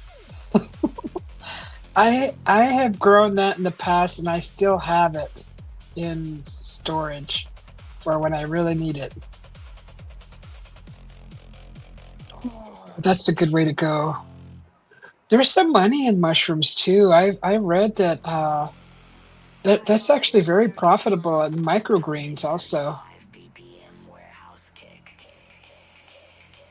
And I do want to blend that Snickers soon, but I'll have to be specific and have my hubby get me butter pecan, but like Tillamook, because they have like the full cream. They don't cut corners to save money and add other crap in their product. Don't do it, Susie. That way, if you don't do it, I can aggravate you about it. Okay, I'll take my time then. I should just eat a Snickers here in front of you right now. Doesn't bother me a bit. I'm curious though about that $10 Snicker. You want to start a watermelon? They're fun. Oh my God! If you start a watermelon, they're going to take up a big. They're going to take up a lot of real estate. So you could build a trellis for them, which I'm going to do next year. They'll take up a lot of real estate. So get your big pot, whatever, and then just know that it's going to take up a good 7 foot in radius around that pot. But it's fun. It's a beautiful plant. 1953 Ford Jubilee tractor. You have over 100 acres? Oh, you're so lucky. That's awesome. You could plant all kinds of stuff. I don't have 100 acres. I've only got 17, but. Oh my God, I'd be planting little small cherry orchard. I love the blossoms. They're so beautiful. Oh, for sure. Oh my god. Mango, banana.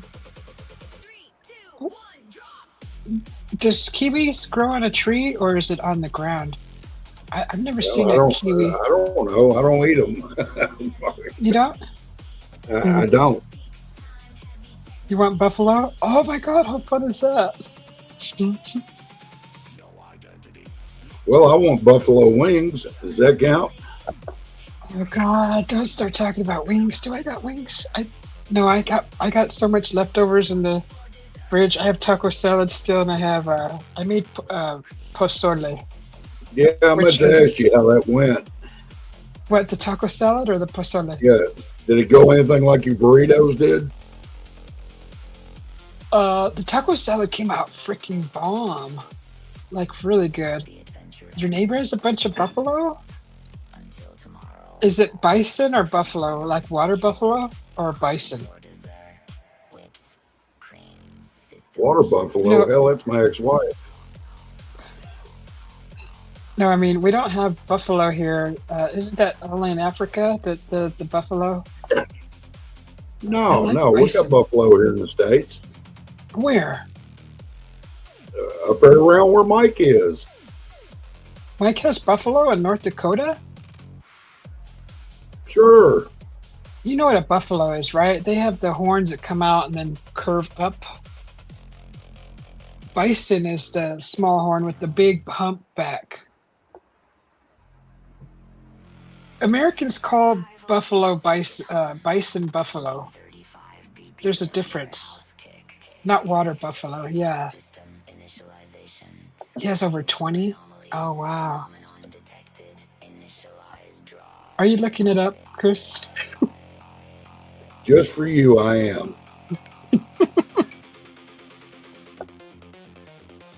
Yeah, not water buffalo. Those are really beautiful animals, majestic.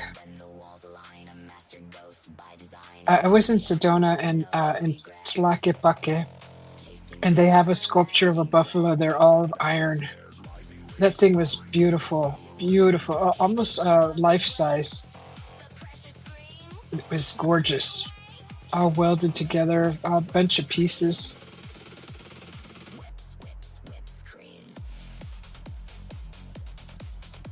Whip screams. You want to ride a buffalo instead of a horse? Oh God, good luck with that. I wonder if it's is just as difficult as riding a camel. Camels are really hard to ride. They're scary. You have to like lean a certain way. When it gets down on its front knuckles, then you could get on it, and then when it goes up, you have to like. Is it lean back? Yeah, if you have to lean back, and when it gets up, otherwise you'll fall off of it. But because the buffalo has bison has that big old hump on its back. I think you'd need some reins for sure. Instead of a horse. Okay, here's what AI says, and I'll read it to you. Oh, is this Mike on a different freaking channel? Because he says, look up the Buffalo Rider from the 1970s. The term buffalo is often used to refer to the American bison, which is the correct name for the species found in the U.S. There are no true buffalo species like the water buffalo or Cape buffalo native to the United States. That's what I True thought, buffalo right? are located in Africa and Asia. Mm-hmm. But the Americans call the bison buffalo because they do buffalo wings. You see shirts that say Buffalo Rider and it's a bison. I mean, it's kind of like what we're used to seeing and saying. Now I really want some wings. Oh my God. How do you like your wings? Do you like to deep fry them? Oh yeah, absolutely. Ooh, would you make a sauce with them? Since it's a Western classic. Believe me, we've seen the Buffalo Rider. Isn't that the one that Mike played, Chris? That one day? Now Oh, the look at buffalo. look at that last comment and tell me that ain't Kane. It's either Kane or Mike. I'm telling you, it's one of because I know Mike has other accounts. Western Classic, cause America. That's Kane. That's Kane's. Got to be Kane. That's mother effing Kane. Kane, is that you? You sucker. I'll give you a jacket if it is you. And I don't know anybody else that says, man. America. Uh-huh. That's funny. Did you change your name again, Kane? Yeah, that's the buffalo. The buffalo. I always thought it was buffalo too, but I actually did I did a short on it. I did some research, and that's when I found out that the buffalo and bison are two different things.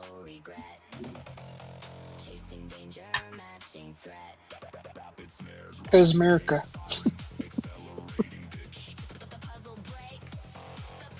We're supposed to get another storm. I don't know.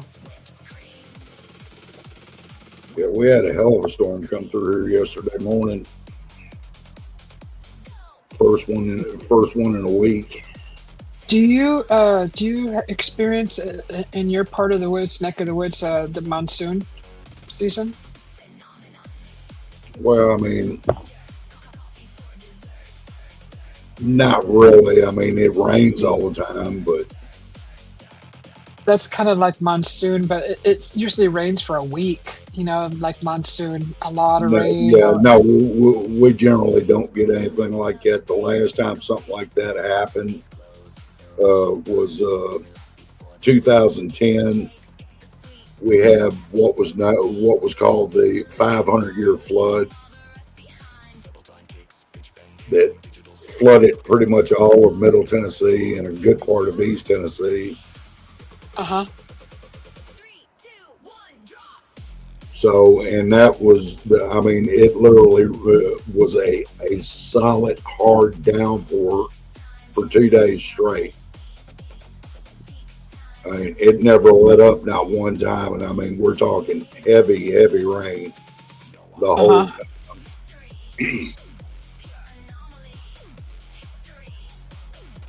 That kind of sounds like a small monsoon, but yeah, when we get monsoon here, it's like literally a week of rain. And lightning, thunder, crazy wind, flooding. Now he's got me looking up ox. I don't believe that ox exists. Why are there all this oxtail? But ask yourself, have you ever seen an ox in real life? Not honestly, no, but they kind of look like they got the really big horn. It looks like a longhorn. Excuse me. Bless you.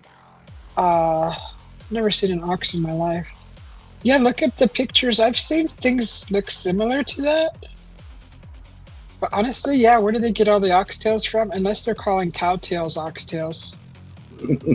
I kind of doubt it. All right, sweetie, I hate to do it to you, but I got to go. Okay, well, thank you for gracing us with your presence. Oh, well, thank you for allowing me to grace you with my presence. I appreciate it. Okay, don't work too hard today. Have a beautiful day and a great weekend.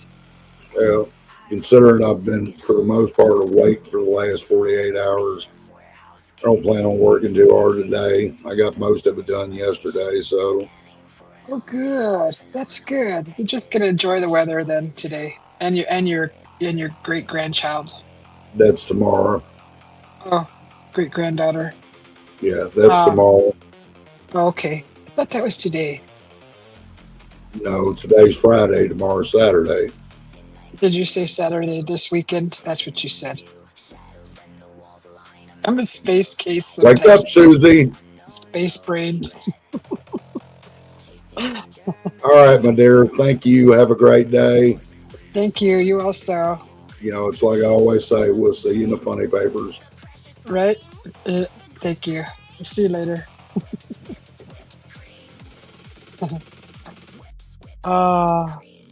Yeah, I'm supposed to blend up some Snickers and butter pecan ice cream.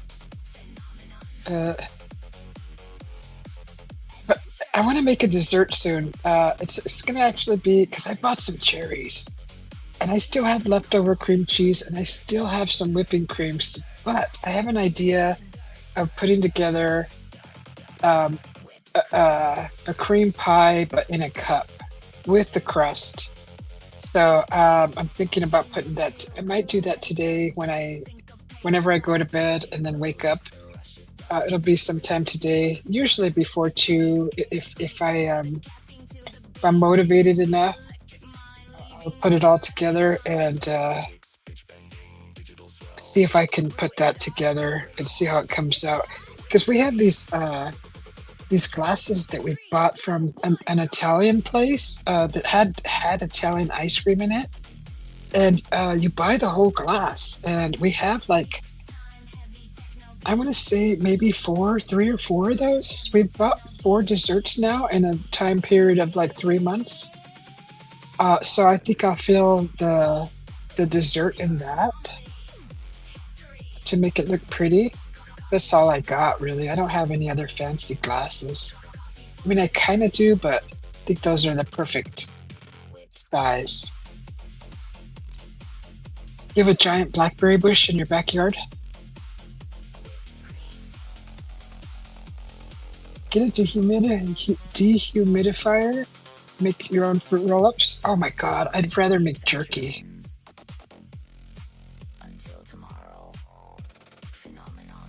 Oh my gosh, so we bought a blackberry bush at a nursery, and the freaking, I don't know what happened. The watering spigot that goes to it, it flooded the pot, and then summer came and like burnt the bush. It was just so bad, but I know they're so resilient. It's hanging in there, but I'm trying to figure out how. I think the bottom where the drain hole, I think when I moved the pot, I think I plugged it so the water wasn't draining, and it just filled up the pot with water and almost drowned the plant. So I think that's what happens. That's the only reason I think that the water wasn't draining, because I moved it around, and I don't know. I hope it makes it. But we did enjoy a blackberry harvest out of it. It had the biggest blackberries I've ever seen. Jerky gets boring. What would you make your fruit roll-ups with? Gummies are fun to make. I've seen videos, people making gummies. I'm not I mean, I love gummies, but are you talking about the 420 gummies or just regular? Those things are just, I don't like being a couch potato. Like, because honestly, I turn antisocial when I mess with any 420.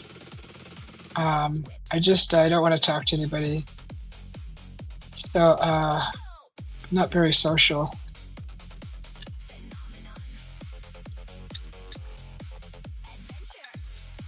I get in a really weird funk where I just really don't want to deal with anybody. Even more so than how I really am. But I love people. I just, on that, I just don't want to be around anybody.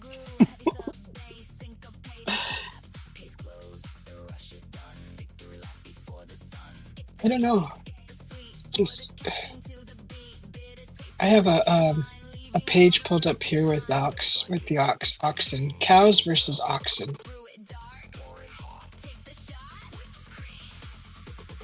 Those look like regular cows that I see every day with horns. Musk ox. That thing looks like a buffalo. Bison. And a buffalo. It's got the body of a bison and the horns of a buffalo. Water buffalo.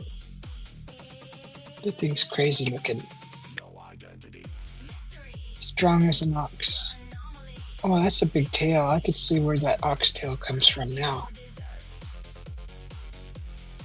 I think the cows have a smaller, slender, more tail. What weird conversation we're having.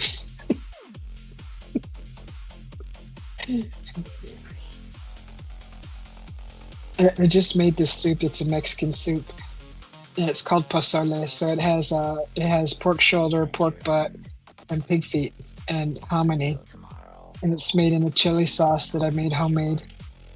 And my hubby goes, he tasted it. He loved it the first time. We had some more yesterday for the second time. He goes, "What's in that soup again?" And he won't eat it if it's got beef tripe, like Menudo does. Oh, there goes my headphones. Which one is going out? Okay, the left one. The left one is going out. So I can back up here.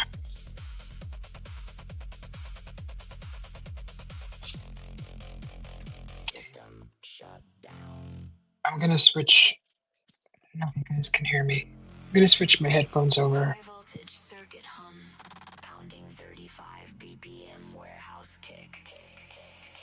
System initialization, scanning for anomalies, phenomenon detected, initialize drive. Yeah.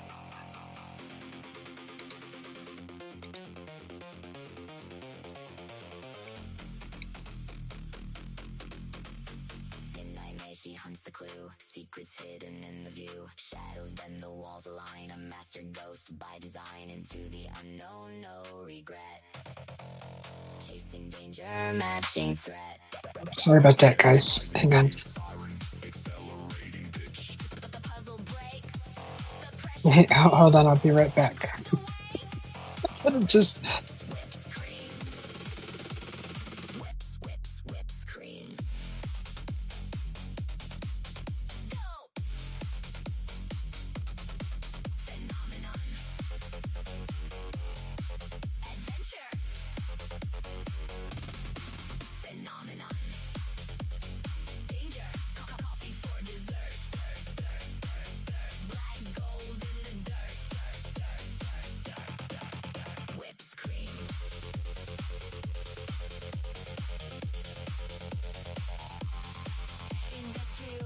Right. All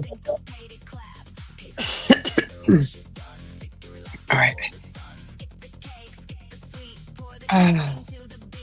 So yeah, I just had to switch out my headphones.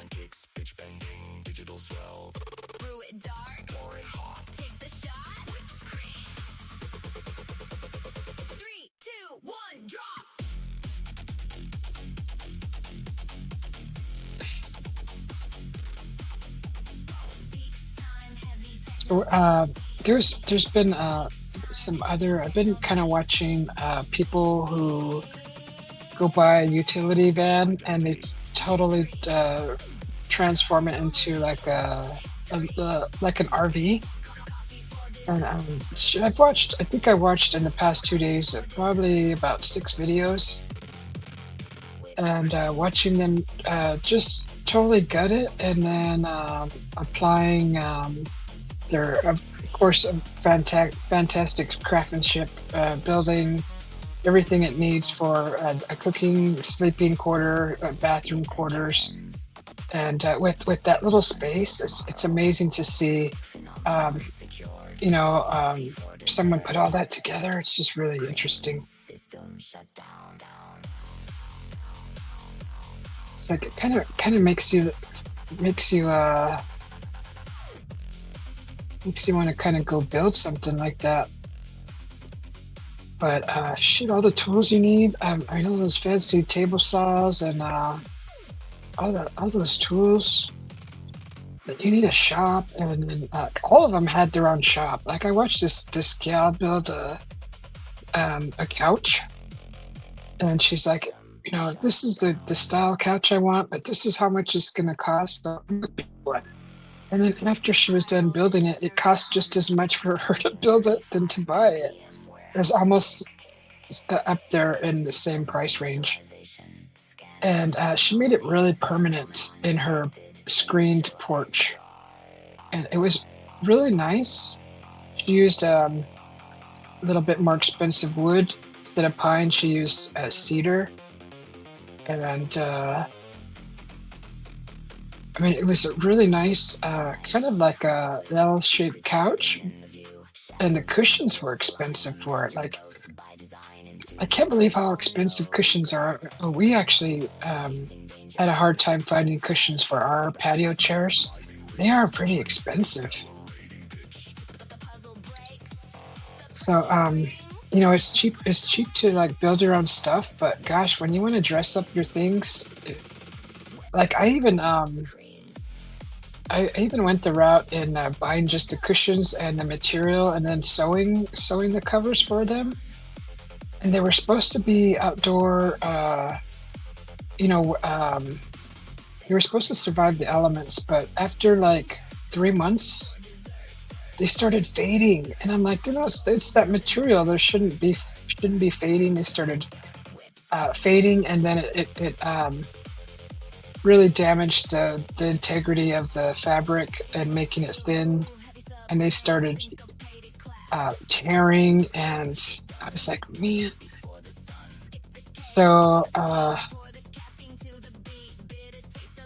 got cushions to work with. I'd have to make new covers for them, but finding material to withstand Arizona sun is a miracle if you find something. So, and I'm not one of those people that like to have to put up the cushions every time you're not using them. I think that's so inconvenient. Like, I'd rather have stone seats instead of that. Something more permanent, but I don't know. Just the little dilemmas that we have as human beings trying to just be comfortable. I'm still looking at ox. Okay, no more ox.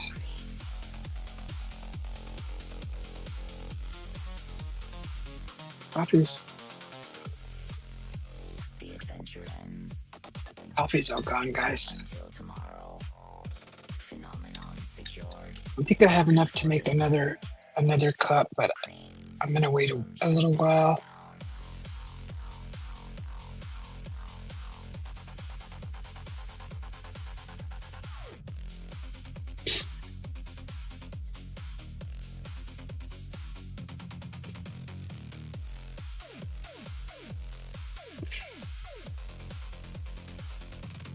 Here.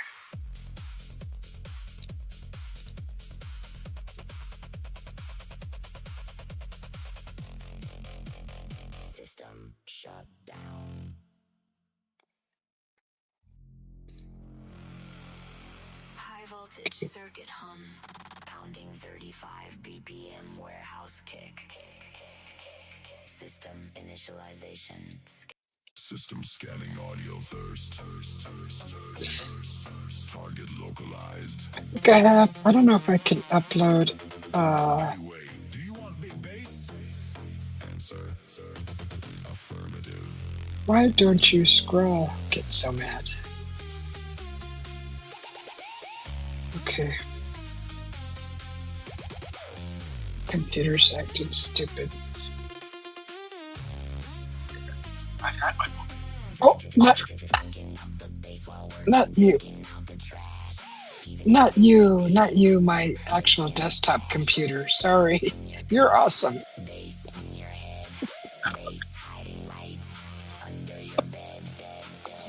Yes. It's moving slow. It's being retarded. Here is your content base. Start after nothing. Out of nowhere.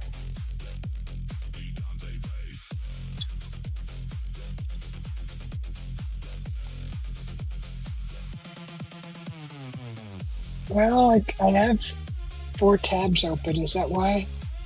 Is that human error? Maybe I could shut one down.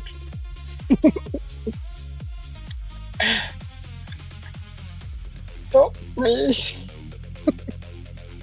Okay, I'll shut one down. I think that's why it crashed earlier. I was doing too many things on my computer. I need like really high powerful computer to do my stuff. Or just stop multitasking.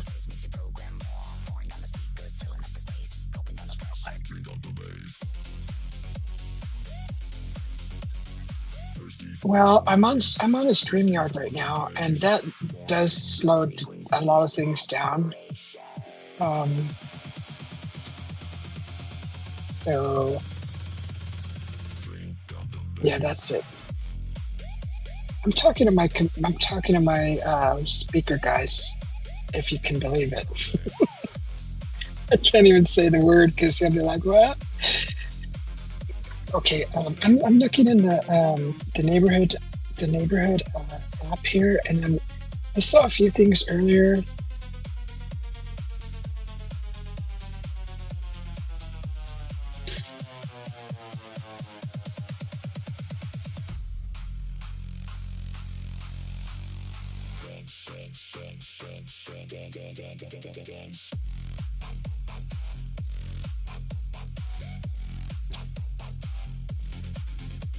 Okay, here's something.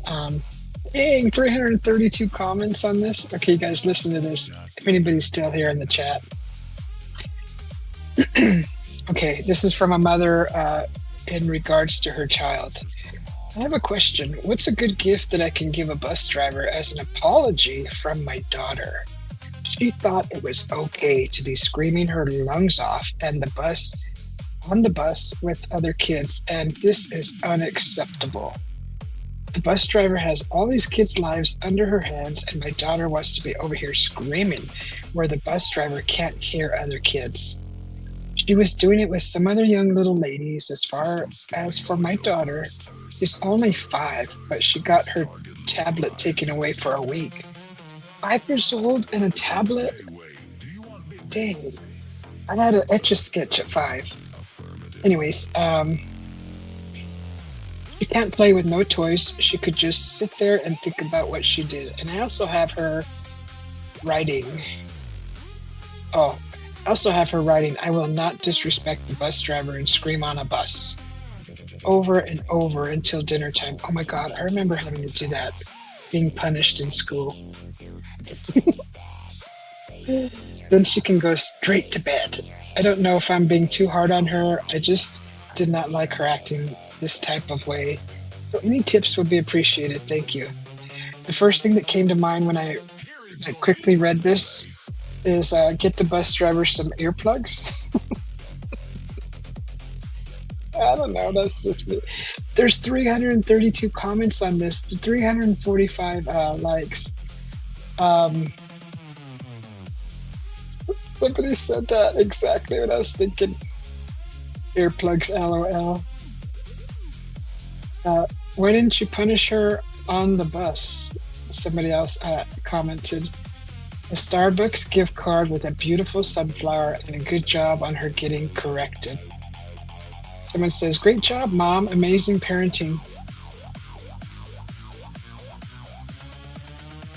Someone says, not too hard on her at all, just perfect. Did you explain to her why and that no matter what other kids are doing, it would be good for her to set the example of the way one should behave for the safety of everyone? She can softly say to her friends if they ask, I really thought about this and we should really be as quiet as possible so the bus driver can focus on driving safely or hear if anyone, us included, gets sick or needs help. I'm sure that you did, but a further suggestion, if not, so many think that children can't be guided to process concepts they think are above their age, but if they are discussed between you, they can start to grasp understanding. They are much smarter than some people give them credit for being. Are you kidding me? Did you guys get that? Hey, Curious Drifter, welcome in. How are you doing? So, did you just hear what I read about somebody's suggestion? I totally get that, but honestly, at 5 years old, that kind of behavior will get you beat up. Especially if you're like the one trying to be good and there's like 5 people being bad. Do you actually think they're going to sit there and look at you and listen to what you have to say when they would rather be disruptive? They're going to beat you up. So teach your kid to dodge a punch and to return it with a bang. sorry, being good does not work. I mean, you could teach them to be smart, but otherwise don't have friends. Like, just stay in the back of the bus. Don't talk to nobody if you don't want to be involved in their shenanigans. System scanning This is from experience, honestly. From what I remember being on a bus. Thank you for the like, Curious Drifter. Welcome to the channel. Is that you, beautiful brother? Oh my God, did you change your name? How are you doing? Is that you, Cockroach? You're good, long time to see, beautiful sister. Yeah, it is you, Cockroach. How you doing? Good to see you. Thanks for popping in and saying hello. So, I was just reading this, I'm just gonna lower this because I can't hear that. Okay. So, a mother's 5-year-old daughter was on a school bus, screaming her lungs off, and she was punished for it. And someone suggested that she express to the other kids screaming that that's not safe and they shouldn't be doing it. And I was just saying that that's enough advice to get you beat up. As a 5-year-old, I mean, just how tough is this kid, right? I mean, if she's tough, then yeah, teach her how to speak like that. But honestly, just don't hang out with the troublemakers. Someone suggests have her give that paper to the bus driver with an apology. That bus driver will wish every parent was like you. I mean, they have it right, but come on, this is reality. Put yourself in that kid's shoes on the bus. I don't remember parents riding with us on the school bus. They're not there, and there's a lot of peer pressure. So it starts early, and it continues all the way until high school, honestly. There is no break from peer pressure and bullying. I don't know how intense it is now, but it was very intense back then.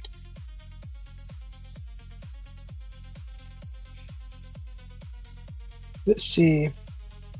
Gary, double agree on that. I don't understand people saying a gift card. It's the thought, energy, and promotion of growth where the value lies. This culture needs to get back to that so badly, and this mom is showing a great example. A Visa gift card will do good. Thanks for teaching your daughter about respect. So the mother is asking if she was too hard on her daughter. So these are the responses from the community. The world needs more responsible parents like you. Great parenting. Keep it up. Good job, Mom. Good job. Bus drivers have so much responsibility. Oh my God, I remember riding in the bus. Let's see, what grade was this? I believe this was junior high. I remember the face of my bus driver looking at us with the evil eye in the rearview mirror. He'd keep an eye on us all. He was Hispanic.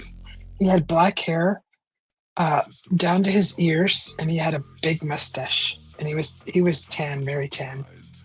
And he used to look up at us in his long mirror.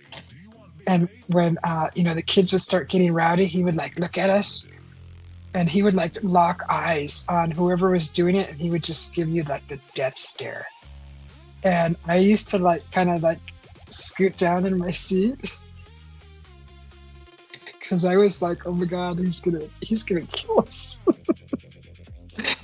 But bus drivers like that, I did not mess with. And when the kids were getting rowdy, I was like, I don't know you. I'm not going to be part of this shenanigans. And I was never one of those kids where you could like make me do. I think one time we did get in trouble for riding on the seat, and I remember having to clean it. I think it was marker or something. I think that's the extent that I ever did on a school bus. But after that, I kind of learned my lesson. I felt like they pulled one of those, you know, this time you're getting away with it because you cleaned it. Next time I'm telling your parents. And when it got that far, that's when the fear of death crossed my mind. We were afraid of our parents, and we didn't want it to get that far. So yeah, that was doing us a favor, doing me a favor, on not letting it get that far. But yeah, once those eyes were looking at you through that rearview mirror from that bus driver, ooh, yeah. So people were suggesting to give the bus driver a gift card, $10 bill with a child drawn picture. That's cute. Write a letter of apology to the bus driver. Earplugs, that's funny. There is actually freaking 332 comments on that. Oh, unbelievable. This was 2 days ago. So yeah, that's yeah, if your kid is being disruptive on the bus and is screaming, a 5-year-old though. I don't think I ever did that on the bus. Like, there's no reason to be screaming unless your finger is getting cut off. I mean, come on. We were taught if we cried, we were told, let me give you a reason to cry. Does anybody remember that? Is that just Gen X? Where they would say, let me give you a reason to cry or scream or whatever. That's how we were raised anyways. Moving on, let's see.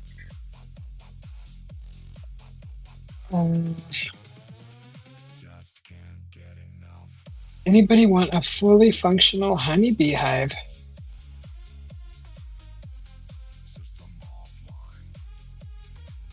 Somebody else is having problems in their garden with this heat. Oh, because he had bees in his the housing of his water irrigation, his irrigation box.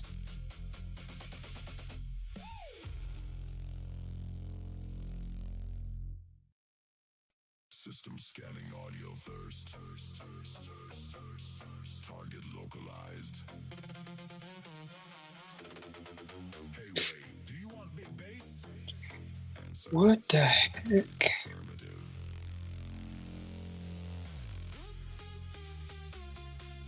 Why does that look crazy, that tire? Does it look all warped like that? Oh my god, why are you showing bruises? Oh my god, somebody had a bike accident?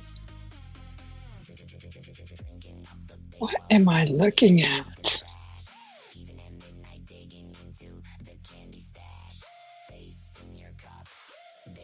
Oh, okay, is that that's the knee and is that the leg? I think that's the side of the leg. Boy, somebody had a really bad accident. Their tire is mangled. They don't need just a new tire. They need a freaking whole new. The tire literally looks like an S. I don't quite understand what I'm looking at. It's so mangled that I don't know what I'm. They need a whole new. Okay, I don't understand this. This is weird. How did it bend like that? Oh, okay. What? This is like hurting my brain. So you know how the forks of a bike is like this, right? And your tire's like this. Well, the tire. Should I just show you guys? If anybody cares, I'll just show whoever's watching this.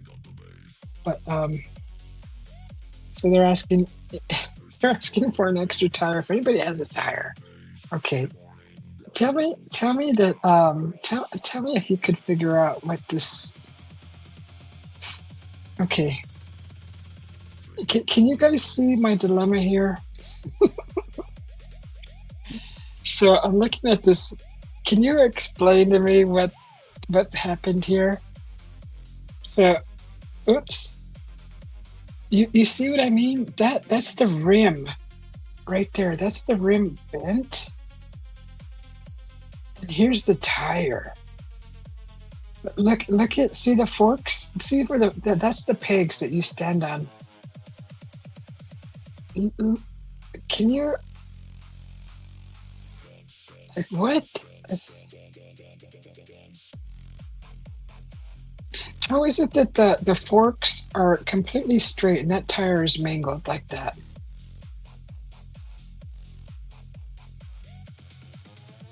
That is just unbelievable. Doesn't that kind of hurt your brain? Tell me that I'm just not weird. That really hurts my brain. The tire is folded like a taco, but yet it's still round on the bottom. How is that even possible? So it's folded like literally like a taco up here.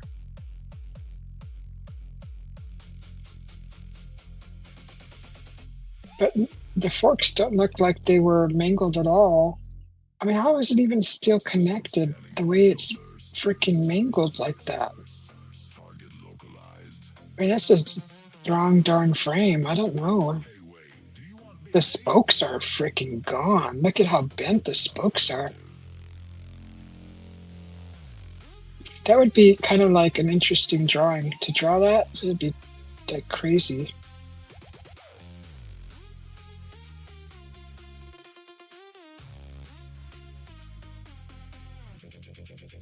That's just really weird.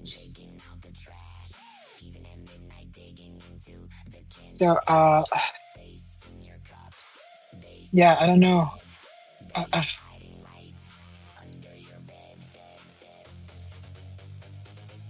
I'm like,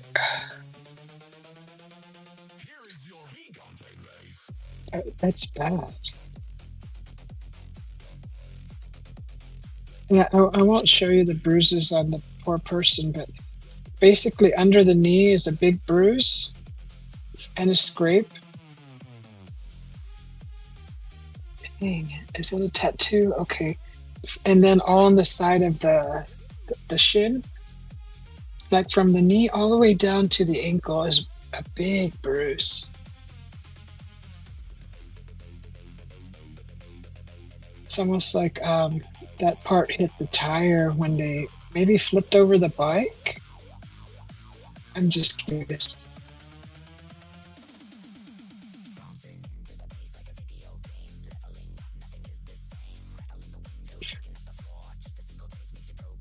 No. Everybody's just addressing the tire and not the injury.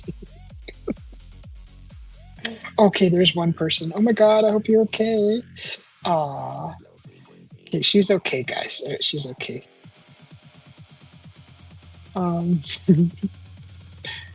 Okay.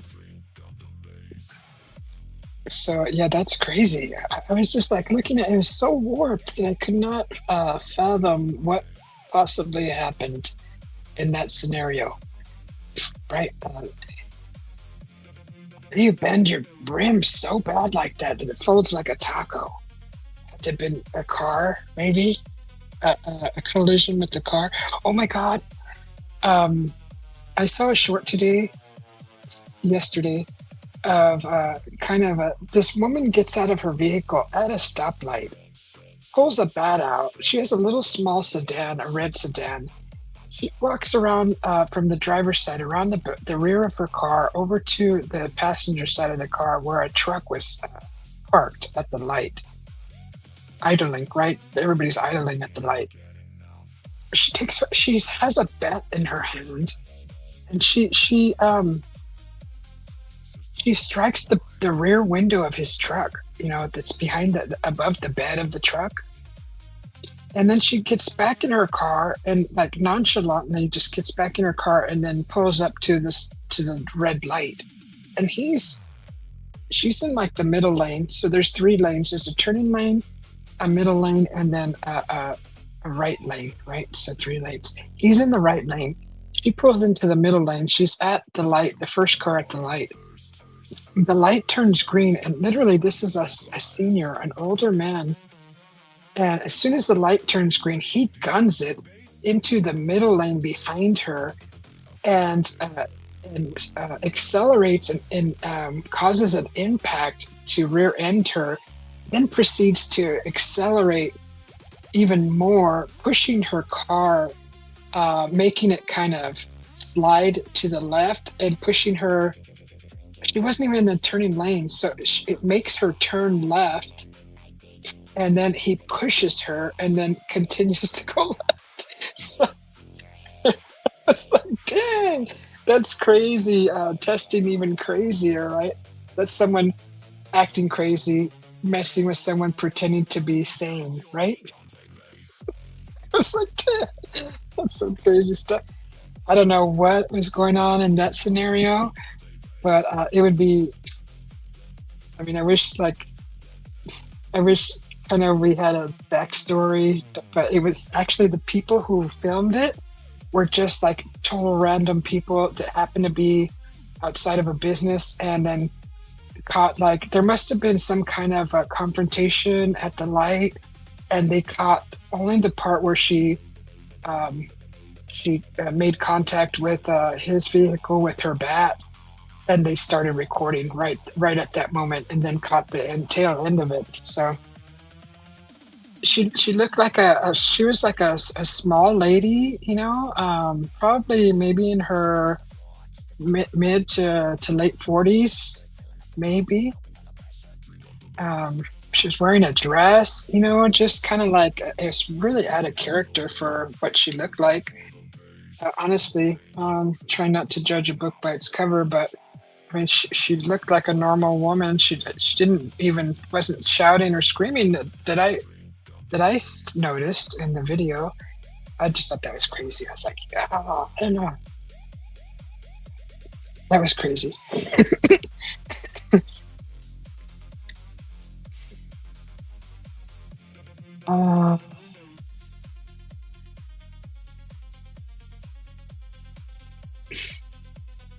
Let's see, anything else worth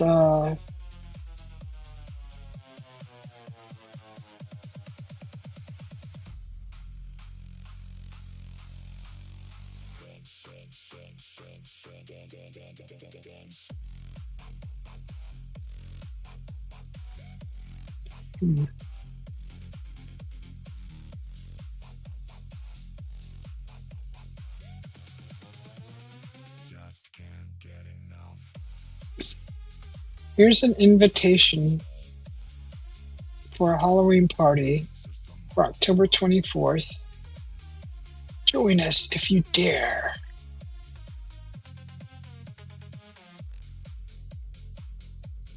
All guardians must attend the kids. 3 to 6 p.m. I think it's a Halloween party, not a haunted house. That's interesting. We never do anything for Halloween. Well, usually now I'll be up at the village for Halloween. System scanning audio. I don't know what I'm gonna do. I'll think about it when it gets closer to that time. Hey, wait, do you want big bass? Answer, affirmative.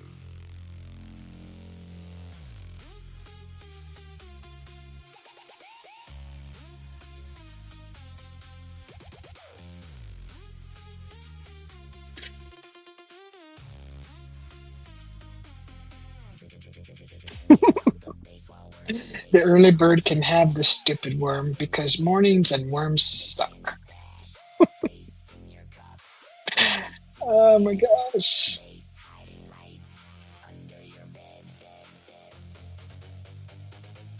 Has anybody lost any money in the Fry's parking lot? Here is your gigante bass.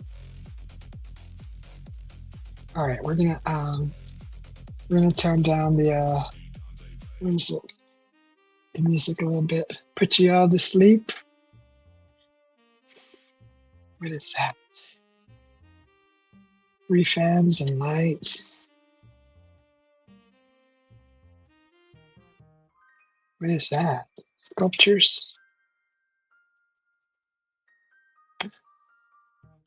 Oh, some new sculptures have been added to I think the downtown area. One looks like something looks kind of like an ant, but not really. I see something that looks like a a gump or some kind of a short millipede, almost like a really long roly-poly, and then a scorpion.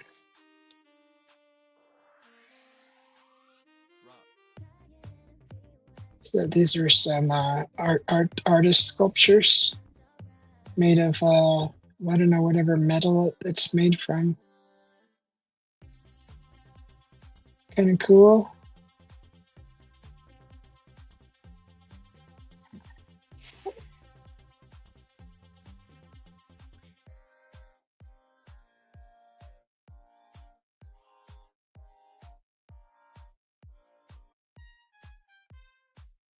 Shoot, they said not to eat Wendy's either. I'm like, oh man. Oh, I don't eat Wendy's. I think I eat Wendy's once every 2-3 years, if that.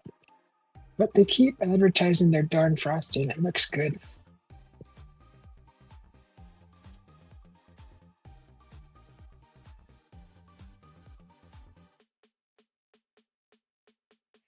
This is nice. Anybody who's out there trying to still get their diploma, there's actually a program here that's free for minors and $25 for adults to get your high school diplomas. It's interesting that it's not the GED. They're actually saying their high school diploma. And from when I was in school, anything past high school, if you're even late, it's called a GED. And I was under the impression that once you were out of school and you went back to get your, to graduate, it was always called a GED. I think that stands for General Education Diploma. But it's not like, the difference to me is you don't get to walk with your class. You just kind of just get, whatever that is. The GED looks like when you get it.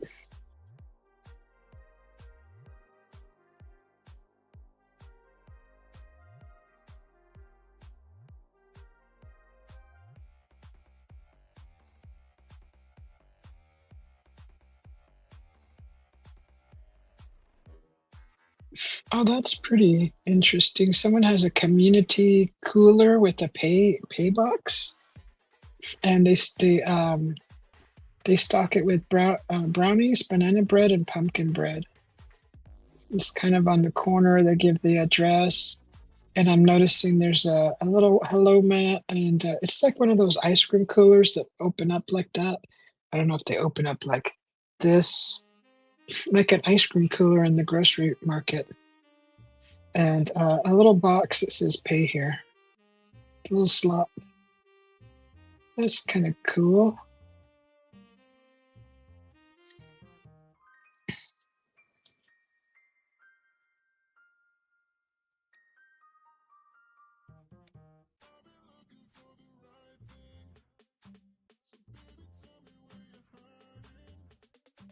My hubby came home today, and he said that he saw 2 chicken breasts for like $13.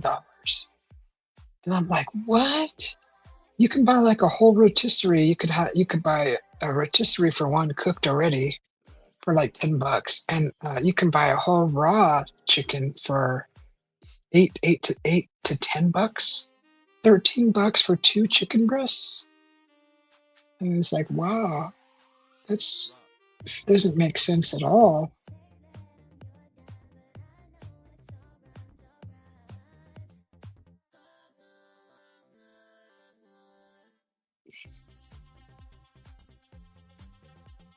Yeah, so I think later on today I might go live, and I'm thinking about doing that dessert.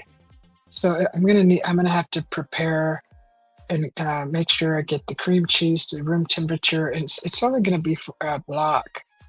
So hopefully it's enough for those glasses to make that dessert, and hopefully it's not too much, because then I'm gonna have to figure out other containers to fill.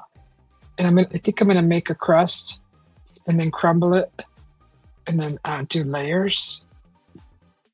So it's gonna have fresh cherries. So we'll see what kind of concoction how this concoction comes out. It's totally an experiment.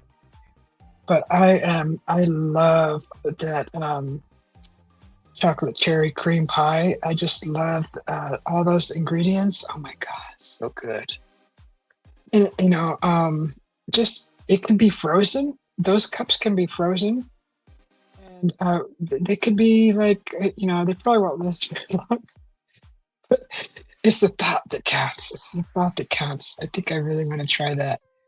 I can visualize it how I want it to look. So as long as I can visualize it, I kind of have a direction to go in. So there's hopefully it works out. I don't see anything else here in the neighborhood app other than it being so freaking hot lately. Guess what's in the power lines? Is that a kite?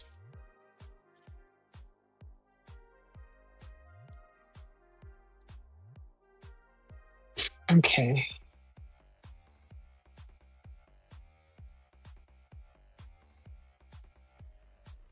Yeah, there's really nothing else. I can't believe people are having yard sales around in this heat. Like, I would not want to sit out in 113 degrees trying to sell stuff. Someone just put a bunch of stuff out in their yard and says free stuff. That's pretty good. I mean, there's some good functional things in there. Let's see. What's this one? Oh, hey Lex, how you doing? Welcome in. You have insomnia, Lex? It's always nice your channel is around. Oh, thanks, Lex. Have a good night. Are you going back to bed? Did I bore you enough? Well, thanks for popping in. It's good to see you always, Lex. Guess who popped in earlier? I see Angie. That was cool. But yeah, if you're still around, much love to you and your mama.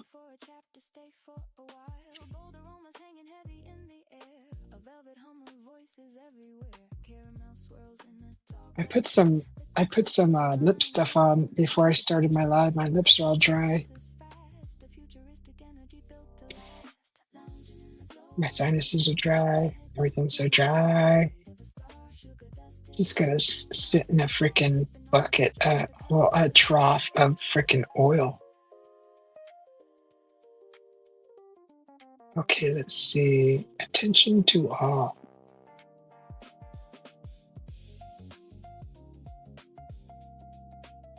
Aww.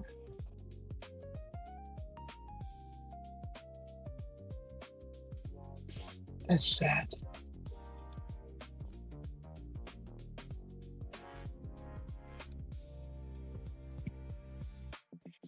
Has anybody ever lost their job and had to sell like their most prized possessions? I remember when I was living up on the mountain, I was like $100 short for the rent. I'm pretty sure it was for the rent. And I had recently, like 3 months prior, had taken in a rescue from my sister had rescued a dog, and she couldn't take it to her new place, so she asked me if I wanted it. So I took him in, and he was like my pride and joy. Oh my gosh. I didn't even have to put him on a leash. He never strayed very far away from me. And living on the mountain, I used to like commute back and forth to work on a quad. And when I wasn't at work, I would just ride around the mountain, and he would run alongside me. He never strayed far away from me. Or when I'd go down to the little store, he would sit next to me. He would never run off.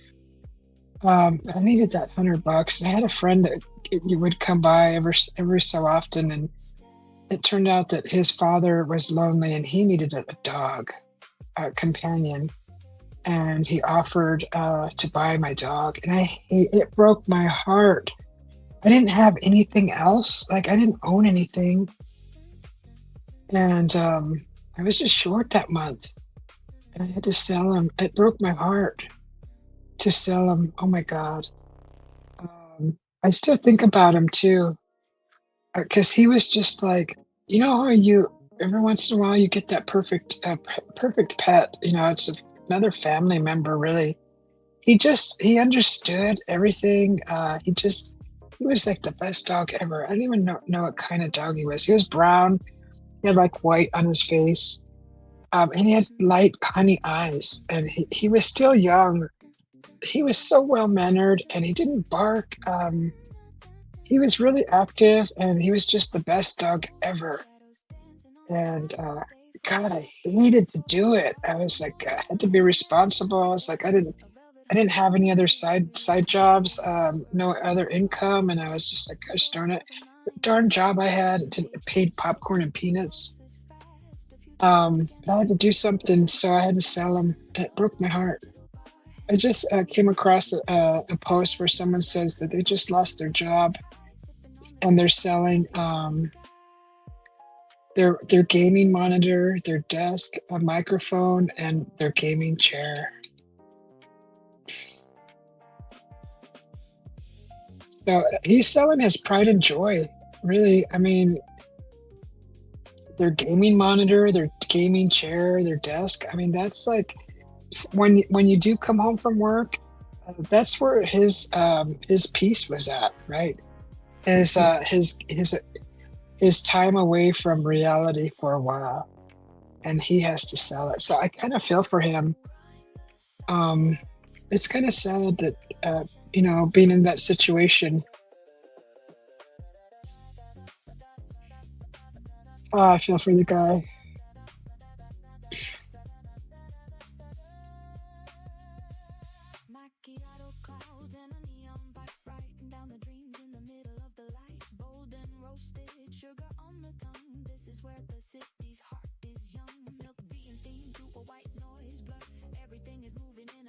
Let's see, there's really nothing else going on. Ooh, taco sale. What is that? Is that fry bread? It looks like taco stuff on fry bread. Oh, a Navajo taco sale. That was 7 hours ago. That's this weekend. 10. Oh, you know what? The last time I came into town, where was I? I think the last time I went to Home Depot. Remember when I bought all those? I bought flowers, and I bought some thyme. That thyme didn't last the summer, even in the shade. I don't know what happened to it. Anyways, on the way back home, the back way home was a little neighborhood, and it was kind of like I don't know what that building was. It's like a little. It was next to a kind of a church. Then there was a building. I don't know what that building is. I don't know if it was like a secondhand store or maybe an office building. But in front of that, in the parking lot, was a tent set up, and they were selling fry bread. I almost stopped and bought one, but I was like, I'm a sucker for fry bread. Sometimes people don't want to make their own. Some people don't know how, but it's not very hard. But I honestly wanted to stop and get some fry bread. But this is fry bread taco, Navajo taco. 10 a.m. until sold out. That's awesome. How much? $12. $12 for a freaking taco. For $12, you can buy all this stuff and make a dozen of them. But you're paying for that specialty type of food. I think it's a specialty. It's almost a privilege to have something as good as that. It's really good.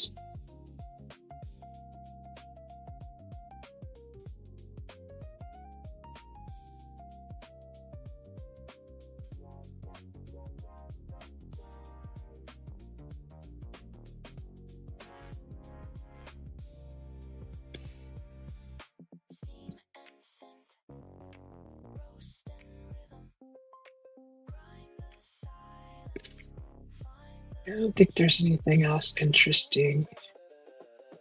I should just refresh the page. This site always refreshes.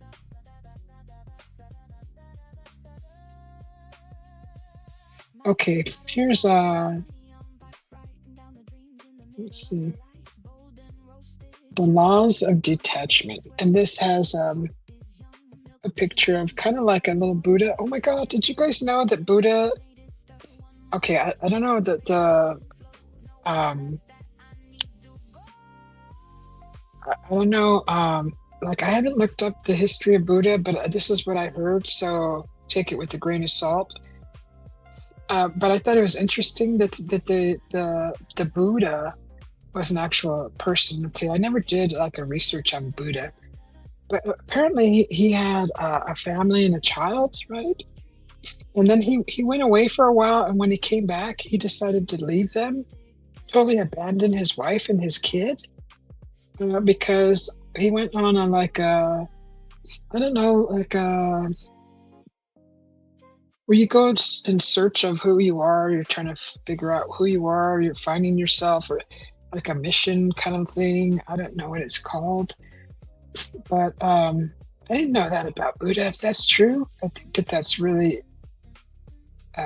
interesting. He just decided to totally abandon his wife and kid. And I think that that's really strange. But anyways, this post, it says the laws of detachment, and it reminded me of that. What I had heard yesterday in a video. I'm gonna have to actually research that and see the validity of that story. But it says the laws of detachment: allow others to be who they are. Allow yourself to be who you are. Don't force situations. Solutions will emerge. Uncertainty is reality, and embrace it. There's no comments on that. So it's just, I guess, some wisdom. But yeah, the photo has six little pictures, and one is like a young Buddha sitting by a tree. One's in front of an orange circle, maybe the sun holding beads, and then the other one is him standing in front of some clouds, like in front of the moon. Another one is during meditation with this heart center glowing. Then there's a picture of a compass, and then the last one is him standing up, holding his hands out, and that's where it said "embrace it." That's interesting.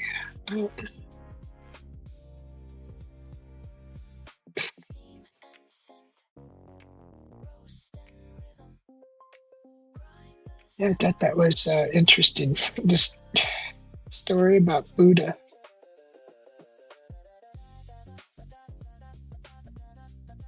There's really nothing else. Usually there's like an inspirational quote that someone's sharing, and I guess that was it.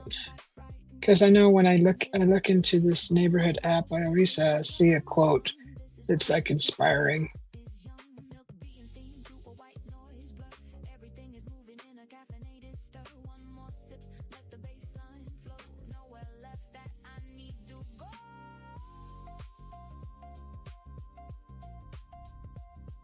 I have to look at that again.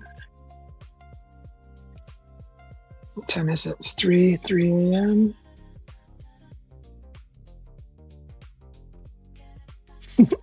Anyone know where they sell those baby turtles on the side of the road?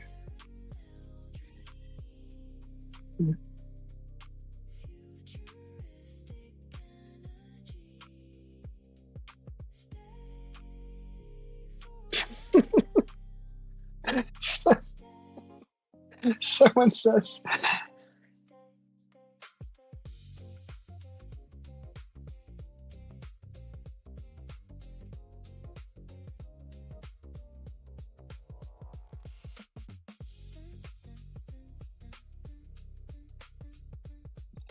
sorry, I had to excuse myself. Someone says, this was shoot over a week ago. I really wonder how many people are sitting at home sending these ridiculous posts that not even a 2-year-old would believe. That's funny. Oh God. Oh, I got in trouble again, including you and me. Nope, I grew up to be an adult long time ago.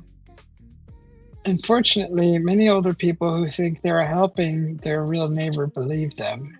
That is why there are so many, only need a couple of good connections, and the scammer is making money. Naive, they all fall for it. Like this one. It's all part of the entertainment. You know, there is a lot of people out there who use the internet, social media, just to feel a part of the outside world. And I know I did that for a long time, especially when I was single. I used to get on the internet and talk to friends from all over the world, only because I was so introverted. And plus, I mean, I had friends on the outside, but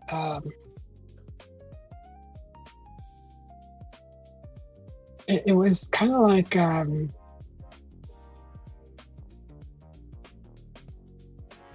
know I hung out with a group of friends, but I still had like my internet friends, and it was kind of like a family. I don't know, it felt like a family. I think those days are over. I think, I don't know. It's not like that anymore.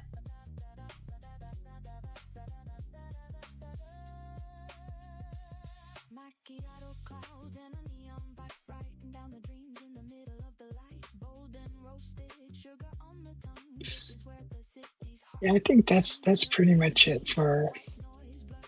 I mean, I haven't really met a lot of people. Like, I was looking on here for a while when I first, I want to say a couple years ago, I was looking for an adventuring buddy, someone to go like hiking with, someone to show me around. And then I started getting like responses from men that, were like just bad decisions, right? They were just bad decisions. They could have been bad decisions. And I was like, man,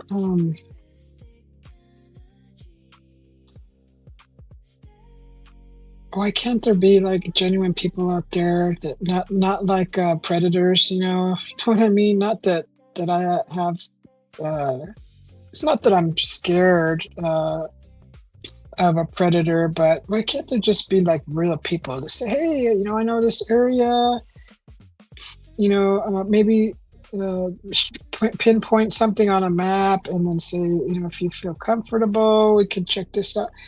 I ended up getting a guy saying, oh, I'll pick you up in my Jeep. We can go way out in the desert. I know where to go. And then it just kind of got shady, and I was just like, you know what? Forget it.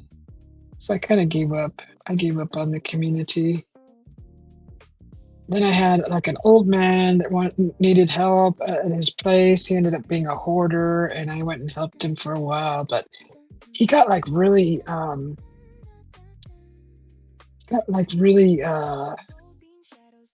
clingy, and he just wanted me over there every day doing this, doing that. He had so much work that needed to be done. I did some painting for him. He had a small boat in his backyard, and he wanted a name painted on it. I painted an address on a back building that he had on his property. He didn't have very big property, but everything was so compressed into his property, which was in a neighborhood, and it wasn't even that big. But he had so much stuff, and I get nervous around a lot of stuff. So I really, really bit my tongue and bit who I am, held back who I really, who I am as far as a person that can't be around clutter. Just, because he is older and he needed just a little help. And he just got really clingy and just like, I just thought, I think it's time to end this friendship right away. He was really nice, but it just felt like he was just,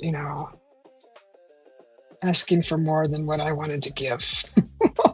So it's like, man, and that's the extent of me reaching out to people around here. So I just kind of gave up.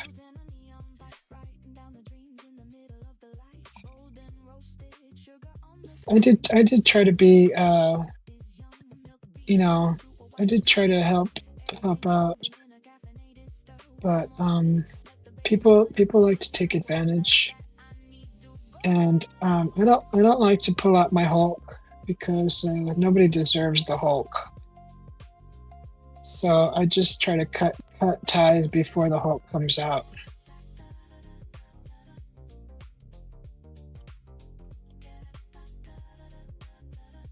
I don't know if anybody else is like that, but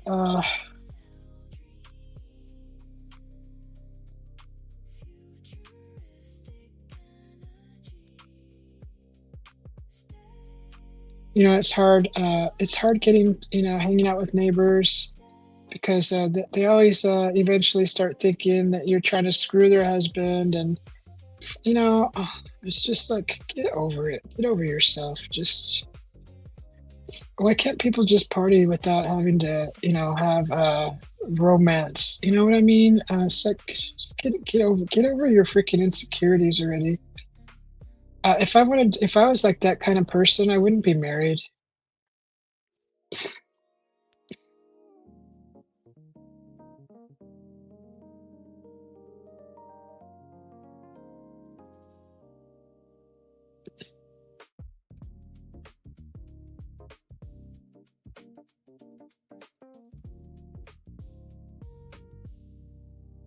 I don't see anything else that's good. Anything exciting?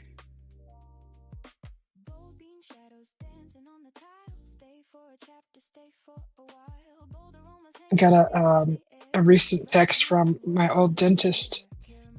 And they're like, it's time for your, you know, come in for your yearly, whatever it is, your dental thing, cleaning. And shoot, we had dropped that dentist so long ago. It's probably been a year now.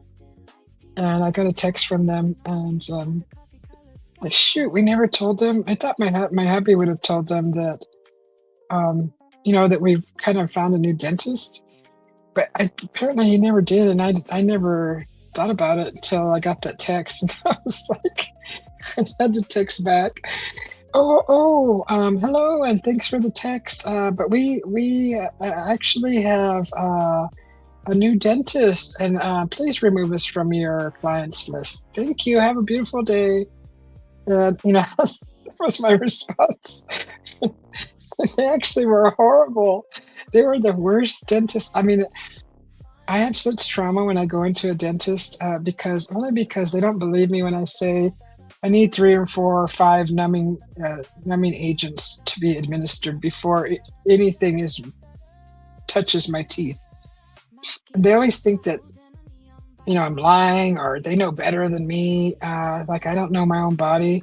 And sure enough, they'll put like 1 shot, and I'll feel the drilling, I'll feel the freaking pricking, the poking, the prodding, all of that crap. And then until they finally realize that I'm making enough noise that maybe they should give me another shot. Well, then maybe another shot. And then by the third shot, they're like, "Are you kidding me?" I'm like, "I told you guys. Like, why didn't you listen to your freaking patients? Like, why do I have to be traumatized because you failed to listen to your freaking patient?" So that's why we really dropped them. I actually found another dentist that actually puts you under a state of twilight, which is through anesthesia. It's through IV, and that's the best ever. Like I think all dentists should be like that, it's just the best ever. I had two wisdom teeth pulled in that state, and just the best. Family run business, from the father who administers the IV. The daughter is the actual person who works on the teeth with her assistants, and they just it's a family setting. It just feels so comfortable, so nice. So yeah, I regret. I hope that she's she stays in practice for the rest of my life. 'Cause, you get used to like your doctor, and then they decide to retire because it's time to retire, and you're like, no. But yeah, that's how I feel about my dentist. So they're just awesome. But if you didn't know that, there is a way to administer kind of like the numbing agent, but through IV, because like I have a high tolerance for it. Like I don't know, after the third shot, I could still feel them digging into my gum, and hated it. I hated that they didn't listen to me for one, and then I really disliked having to yell at them because they didn't listen to me. That they pushed me that far. That's what I hated. I felt embarrassed that I had to pull out the Hulk. It just didn't listen.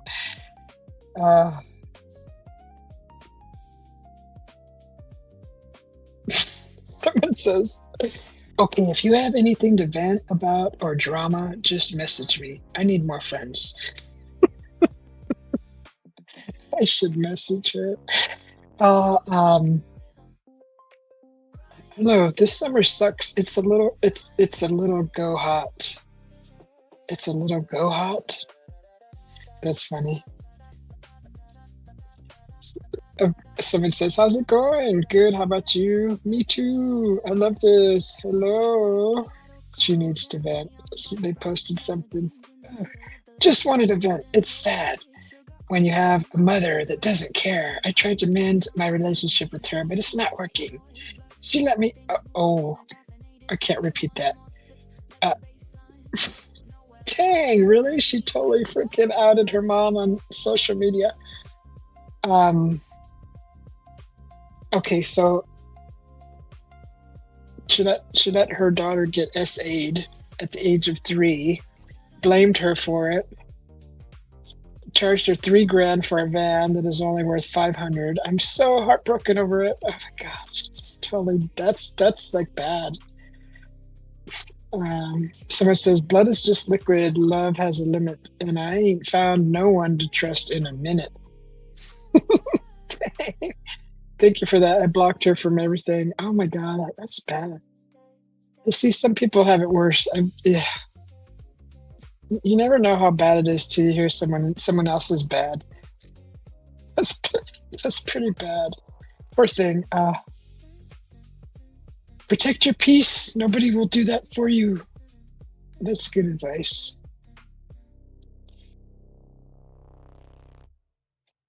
Someone says, "I'm a big believer in therapy. There's free groups in many places or on a sliding scale.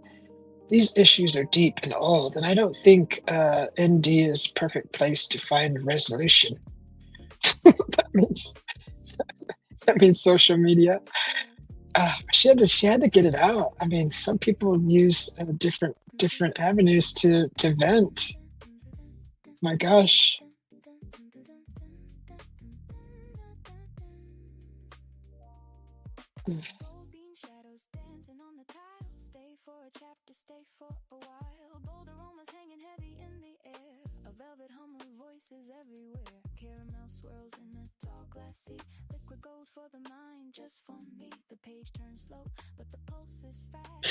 Here's an interesting comment.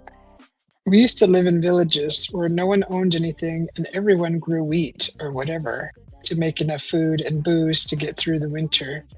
We didn't even have last names. There was no TV, and you might die of a simple infection. But I doubt anyone was lonely.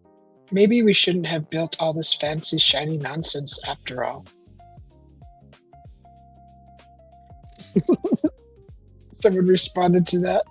"Anything you want to give away, I will come take it." Oh my god, people are funny. Oh my gosh. Love this post. See, that's a real person right there.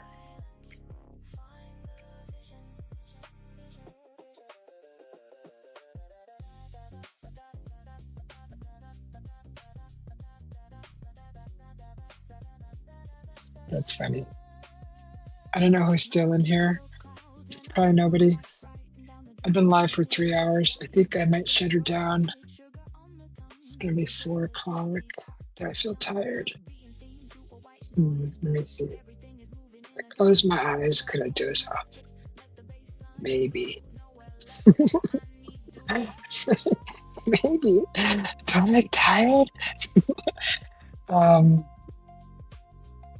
Yeah, this is some crazy stuff going on here. Hey, Christy, how you doing? Already a month? Didn't you just like see that YouTube is screwing with my my time frame here. my what is it called? My what's that clock called? Internal clock? Didn't you just like literally like redo that like 4 or 5 days ago? It says you're already a member for a month. Like, how do they do their freaking? I don't understand how that works. You know how in video games, when you're playing a video game and you're playing for like, let's say you're playing for 20 minutes and it goes from daytime to nighttime. Does YouTube's time work like that? In a day? I don't know. It's so confusing. But I appreciate you. Thank you, Kirsty, for being a member for a month already. Like, literally, I thought you just renewed your membership like literally like 5 days ago, right? I don't know. Correct me if I'm wrong. I just got the free milestone message just now. Like, remember you or thank you very much. I appreciate it. But I remember when you posted this, but it said you just renewed your membership, right? You said you just renewed it. And that wasn't too long ago. But you know what? This is what I need to do when I'm on the desktop. But thank you for being a member for a month. I really appreciate it. Honestly, I do. I appreciate everybody, all the members of the channel. I appreciate you guys. I don't say it often enough, and I forget, and then I really mean to show my appreciation. But I really do appreciate you guys very much. But thank you. Yeah, that's what I was thinking. That's like 5 days ago. That's what I was thinking.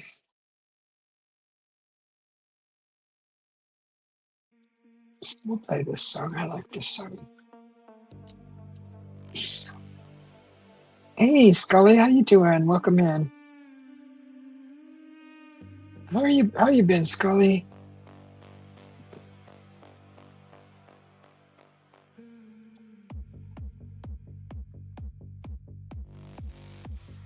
So yeah, it's kind of everyone's. This is the first time I ever seen a real person that says,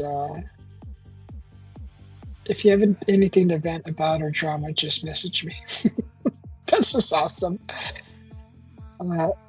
That's kind of like opening the floodgates to anything, right? It's just like, all right, prepare yourself, put your shields up. Yeah, if you catch yourself being around someone venting, just a mental note. I don't know what your beliefs are, but I know that if you believe in this, it'll work for you. Put up a shield, just like a silver chrome shield, right? Put that up before they start venting, and then when they're done, you won't feel so drained. If you believe in this stuff, try it. If not, good luck. I find it helps a lot, and it's it sounds kind of woo whatever, but honestly, I before I started doing that mentally, believing it would work, it drains every ounce of your energy. Letting someone vent, and it's good for them. I mean, they let everything out that's troubling them, that they need to expel from their feelings, whatever. their thoughts, and then you're left with all that baggage, and you're just like. "Ah." But if you put up a shield, and this is only if you believe in that stuff, right? If not, then I don't know how you deal with that without being drained. It's just maybe a mental thing that you don't think about it. But honestly, I think you actually absorb a lot of that energy. Just kind of makes sense to me. But yeah, just try that, and that'll help. You love diamond art stuff?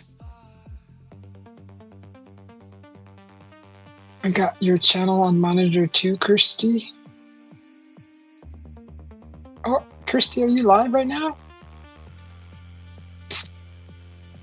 So yeah, that's just kind of a little trick if anybody's interested in trying that out.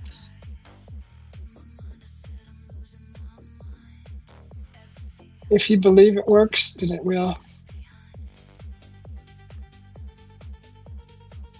Is anyone available with license? I need to make some ends meet. Well, that doesn't make any sense.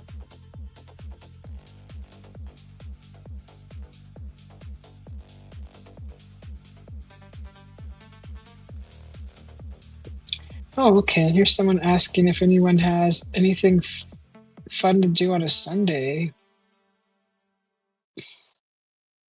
Someone's suggesting a bookstore. NASCAR. Relax and stay home. It's too hot out. Sleeping and eating. Okay. Sundays are my weekdays, prep day, and self-care days. Someone says church. Recovering from a hangover. Miss those days. Okay, work, church, then home, and take it easy. This time of year, someone suggests swimming. Lay down next to the AC. Have a family over, make breakfast for everyone, do laundry, and swim. Laundry isn't fun, but Sundays are spent cleaning and swimming. I've been finding myself doing like the big cleaning, the dusting, sweeping, mopping on like Fridays. Someone says, I love going out for coffee to read, journal, and relax. Someone else suggests reading also. But where are all the yard sales, though? Are you kidding me? I can't wait till it's cooler so I can go get to some. Yeah. Someone suggests church, after church, dinner, and then watch the Diamondbacks win their game. Hopefully. Evening's favorite sitcom, reruns, dinner, bed. I'm retired, so my Sunday schedule may sound boring to some. Sleep and then ride my Harley. Oh, I just got that reminds me when I read Harley. Thumbs up. Thank you for subscribing to my channel, says Kirsty. I got an alert. You know those. You know when you get a weather alert or an amber alert or a, that kind of alert. You know what I mean. Somebody called me. Okay, that was a spam call. We got an alert. I think it was around midnight. And it was in regards to it's a public safety message. Okay, that's what it's called. And it says the Pima County Sheriff's Department seeks Alex James Barnett, wanted for homicide. Barnett is bald with distinctive arm tattoos and is considered armed and dangerous.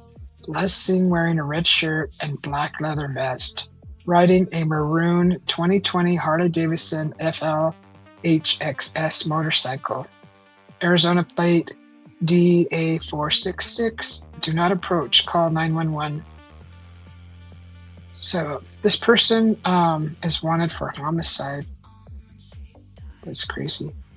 Usually it's like a weather alert or an amber. Very seldom amber alerts. I think we got one a month ago where it was a parent that took their newborn out, like right out of the hospital. I think it was the father that took the newborn. Pretty sure. But it was kind of like that, or it's something called like the silver alert, where it's a person with dementia that never made it home, that like strayed from the home and then ended up like couldn't find their way back home, so they were reported, and they were driving. So usually I'm used to those alerts, but this one is the first actual wanted person for homicide that I have seen on this kind of alert, where it's a text that's sent to the masses, right? Everybody with the phone. So that's what we got earlier.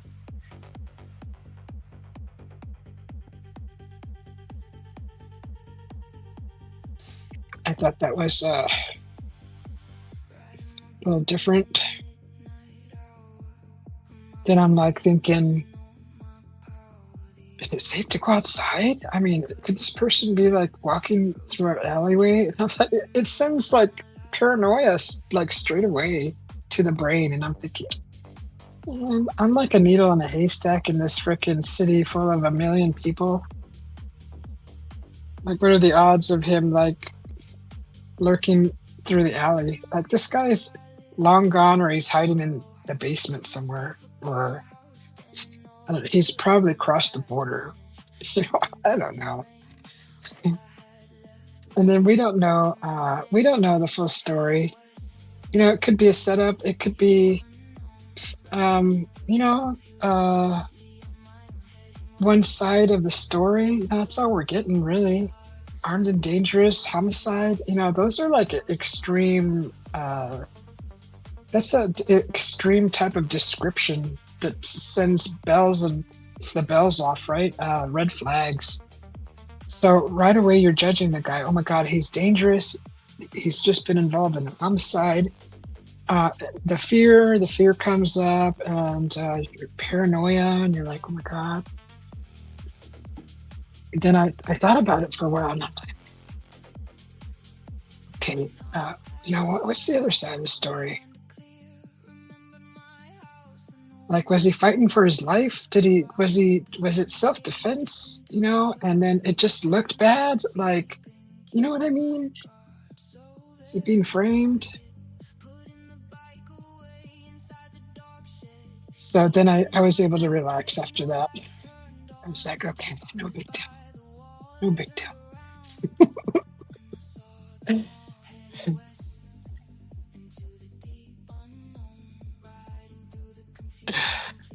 This song is actually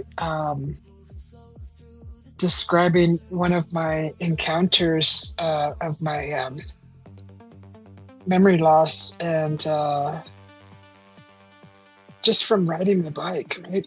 If you go to my channel and look up Echo of My Name, it's an actual video that kind of I used AI to give you a picture of kind of what happened that night. I actually did a drawing that is private now. I did all my stuff private, but I was able to utilize AI and make the video look better and give you a better, more clear picture of my experience with memory loss one night. This is the song to it, and the song describes what happened in my experience. So I like this song. It actually came out pretty good. All the lyrics are exactly explaining what happened that night.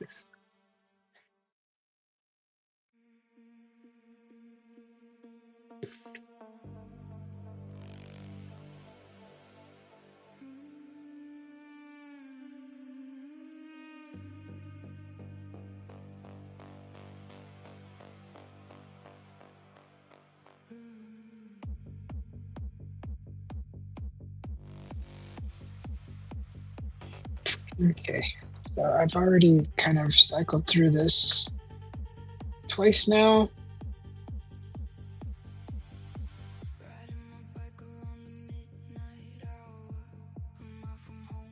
Someone, extreme heat warning updated 4 hours ago.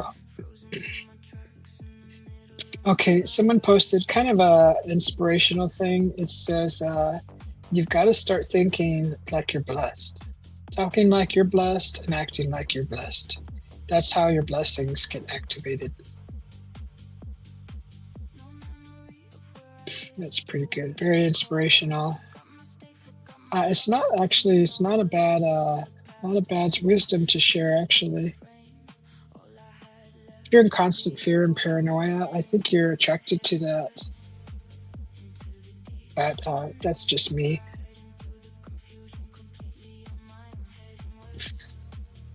That's just how I think. That's just how I think.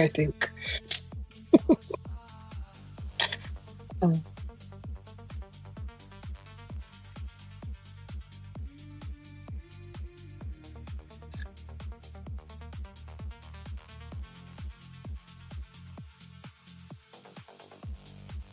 Has anybody ever heard of strawberry sourdough? Oh my God. So it's kind of like a post here. It says, what would you stop by for? Farm stand coming soon in Maryvale. Sourdough, strawberry jam, or apple jam. 6 choices. Blind date with the book or viral gourmet cookies. I would actually entertain the idea of trying that strawberry sourdough. That sounds very intriguing, especially with a nice butter knife of cream cheese spread all across that. A slice of that, toasted. Oh my God, that sounds good. I had to let anxieties go, and that requires selflessness on some level, right? So, like, if you're worried about everybody else all the time, you're gonna make yourself sick. I think, right? It's hard for some people, I think, to let go of everybody else's problems because we feel like we have control over, whatever it is, that we could fix it. But sometimes we can't, and it's hard to walk away from that, and I totally get it. It's hard to, you don't have any control at the moment. You're better off just walking away. And I know it does sound selfish, but it's probably the best for you.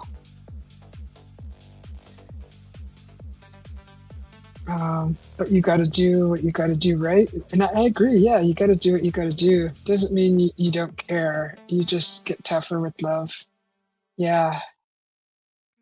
Oh my God, you're killing me. That sounds so good. Right? Strawberry sourdough? I never even heard of that. I didn't even think that was possible. Apple jam, strawberry jam, blind date with the book. Okay.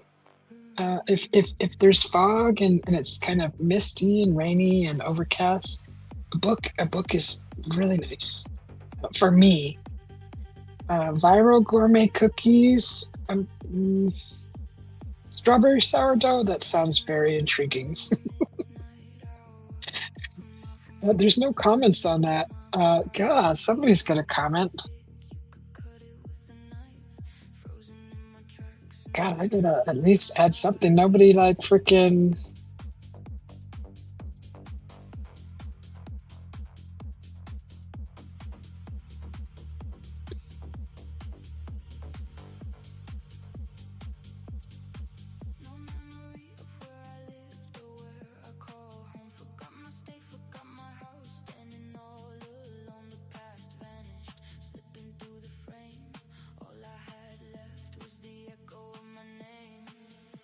So I'm like strawberry sourdough for sure. Not sure how far Maryvale is at the moment, but I would definitely try that.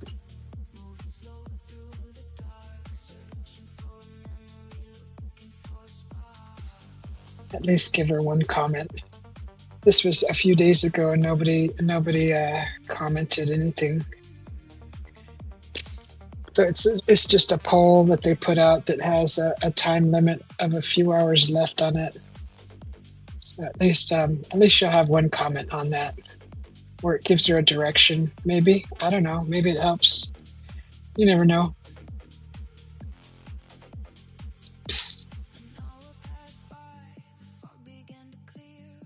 Taco truck now open.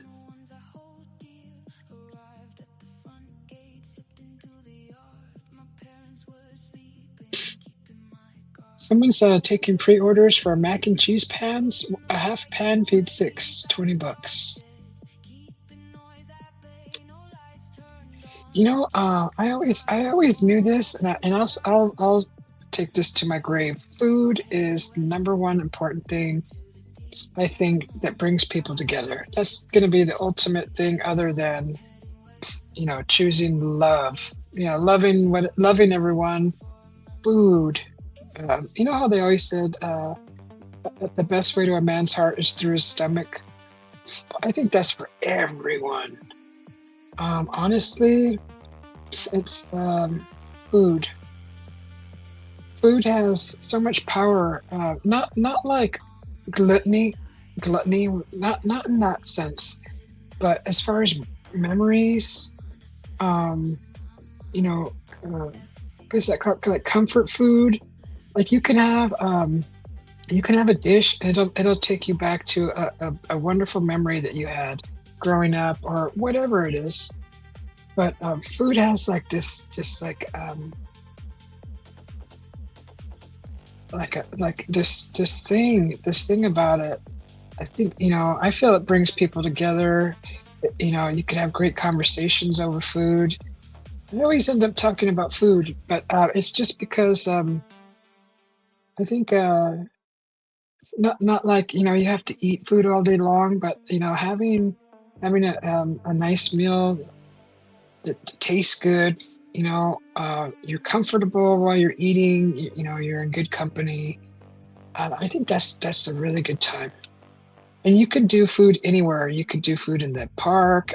You can do food on your kayak. You can do food at the top of a mountain. You can do food in the airplane. You can do food in a basement, in a cave. You can do food in the garage. I mean, you can do it anywhere. I dare not say the bathroom. Okay, if you don't be eating in the bathroom, stop it. But it's just food is awesome. Food is awesome. I think that's what can bring the world together.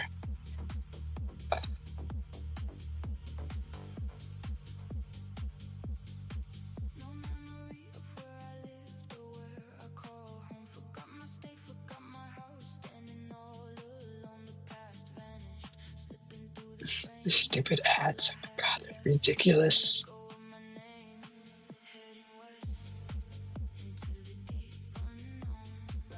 Okay.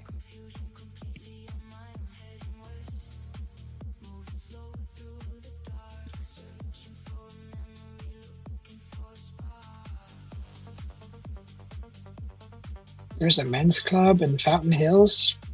They're celebrating 100 years of Route 66.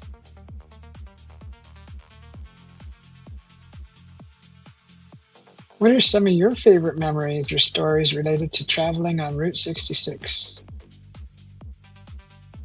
I know the people who are like that travel from one side of the states to the other. There's like Route 66 goes through majority of the states, and it's actually quite a fun adventure. Have never done that. I have used Route 66. It runs through Arizona and several cities that, well, like where I used to live when I moved from California to Arizona, the city that I lived in, the small town, at the time it was small, Route 66 ran right through it. And that's when I first, heard of Route 66. And I never thought it was such a big deal. But then you go into like the truck stops and convenience stores, and there's all this Route 66 memorabilia, and I'm like, oh, I guess this is a big deal for people traveling through and stuff. but I never really. And then I found out way later that there's an actual route that you can follow. So it's big for like bikers and people in RVs. And people from other countries traveling here. They do the Route 66 experience, but I've never really thought about doing that. Yes, you can look on a map and look up the Route 66, and you'll see it takes you through quite many of the states. So I don't even know why. What's the history behind Route 66? Actually,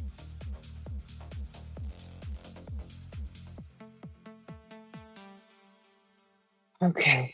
Yeah, I'm running out of things to talk about with you guys. So back to the jazz. I'm just seeing so many more ads, and they're just like, oh.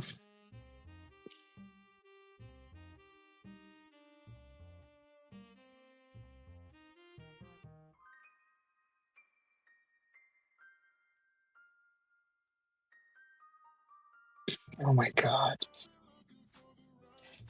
Okay, yeah, I gotta shut this down. I can't look at any more of this. Extreme heat warning. Darn, I wanted to see that.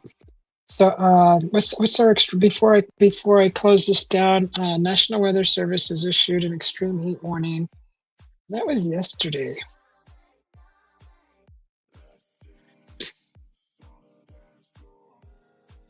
Oh, until the 28th.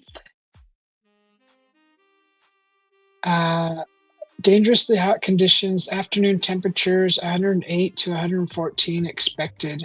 Major to extreme heat risk. Where? The Phoenix metropolitan area. When? Until 8 p.m. Mountain Standard Time, Friday, August 28th. Impacts. Heat-related illnesses increase significantly during extreme heat events. Overexposure can cause heat cramps and heat exhaustion to develop, and without intervention can lead to heat stroke.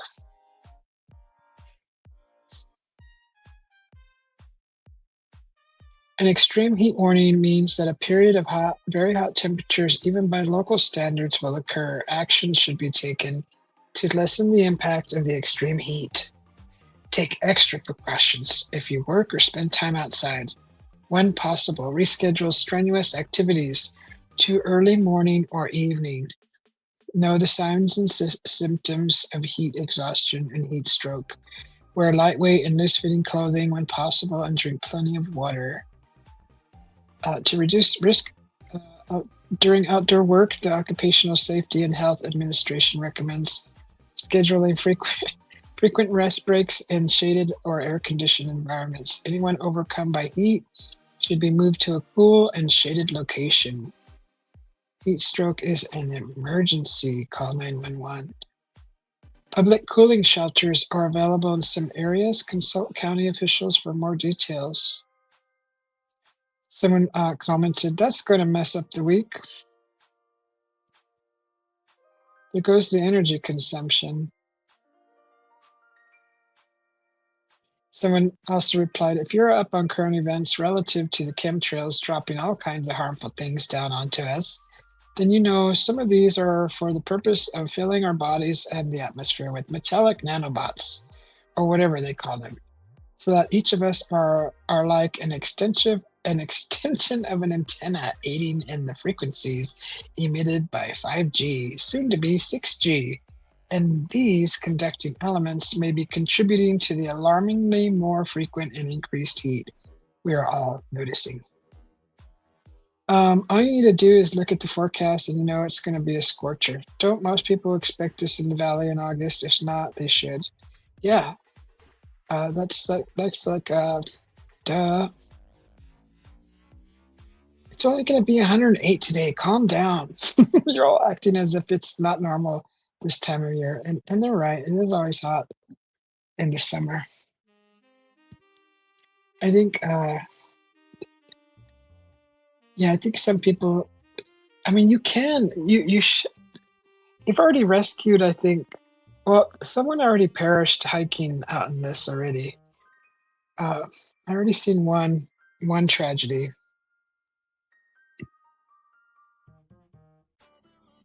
Mm. At least there's no tornado to worry about like we had in 1972. Wow, I didn't know that. Keep your pets indoors. Yeah, my cat, I said this before, my cat is an outdoor cat. But in this, he runs inside. And it's been like the past couple nights where he's actually asked to go outside. Um, he'll like, he'll look at me, and if it's not food, like on the way to his food bowl, I look at him, and if he passes his food bowl, he wants out. But if he stops before his food bowl, he wants a treat or eat, but we feed him at a certain time every day. So I learned to read him now. So if he walks past his food bowl, which is kind of by the back door, he wants to go out. It's kind of nice to understand your cat, so you're not guessing. Oh, okay. I think that's it.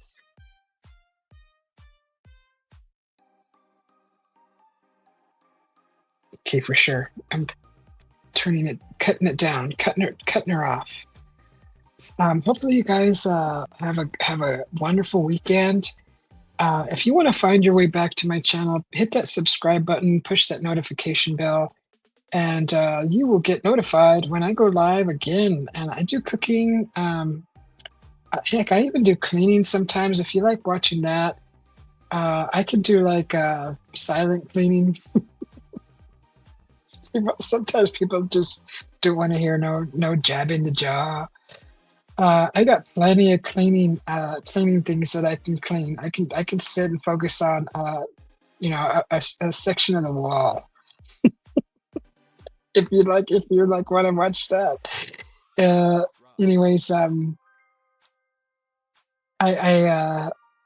would do like share cleaning the pool with you guys, but it's just been too hot. I mean, like early in the morning, the pool's clean now, but I mean it's cool enough. I should have just I should have went live while I was cleaning the pool, but it's really hard to place the phone and try not to drop it in the pool, and it's just kind of complicated. But I mean it's doable. But the leaves are all raked. I've been keeping up with the yard these past 4 days. So there's really nothing outside other than sweeping leaves and raking leaves. But I know people like to watch that. It's kind of relaxing. But I can find plenty of things to clean. Like I could do a section of the house where there's dusting that needs to be done especially behind furniture. I've been trying to tackle it, and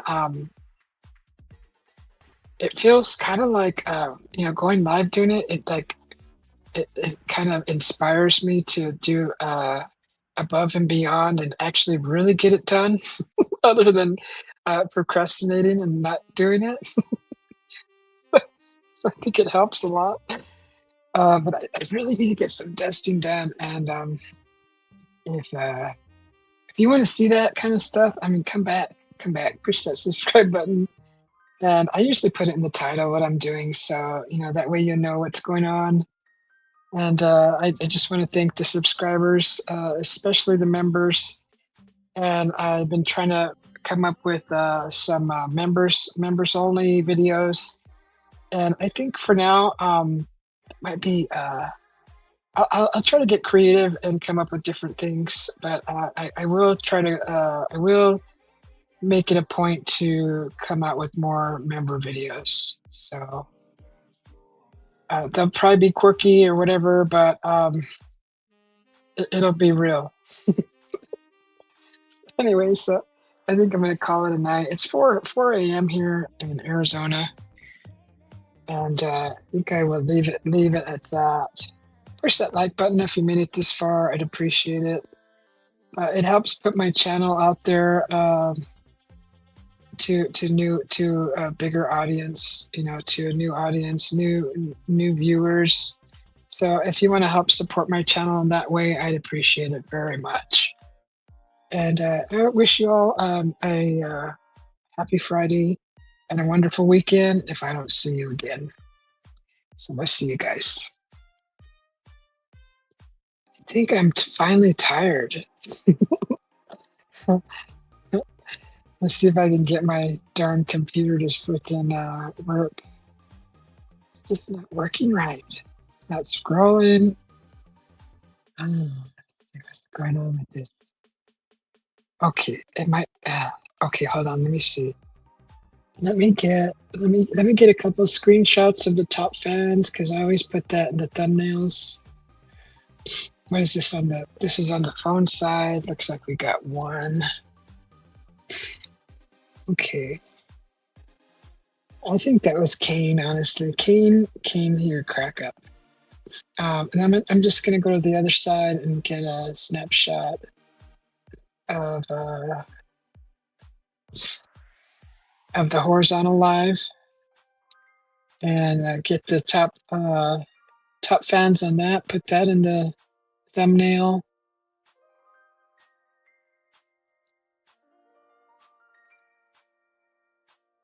Before I close her down. Okay, Lex. All right, that's good. I'd like to acknowledge everybody and thank you for your time. You don't have to be here. So thanks. I appreciate it.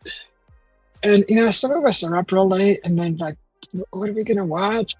I'm like that, and I usually can't find anything. So that's why I go to channels that are building something, creating something, and I just sit and watch. Usually, sometimes I put it on mute and just watch the creation happening.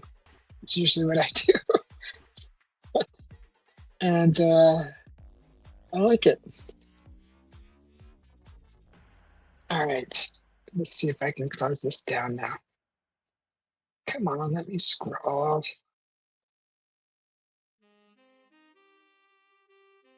What is wrong with you? Why are you not letting me scroll to shut this down? All right, I'm gonna have to step down off the panel, refresh the page, and come back in and shut her down. So sorry about that. I'll be right back.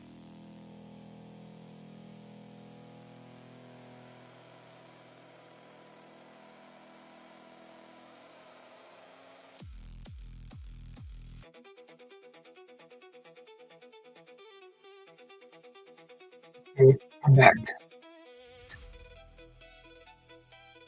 All right.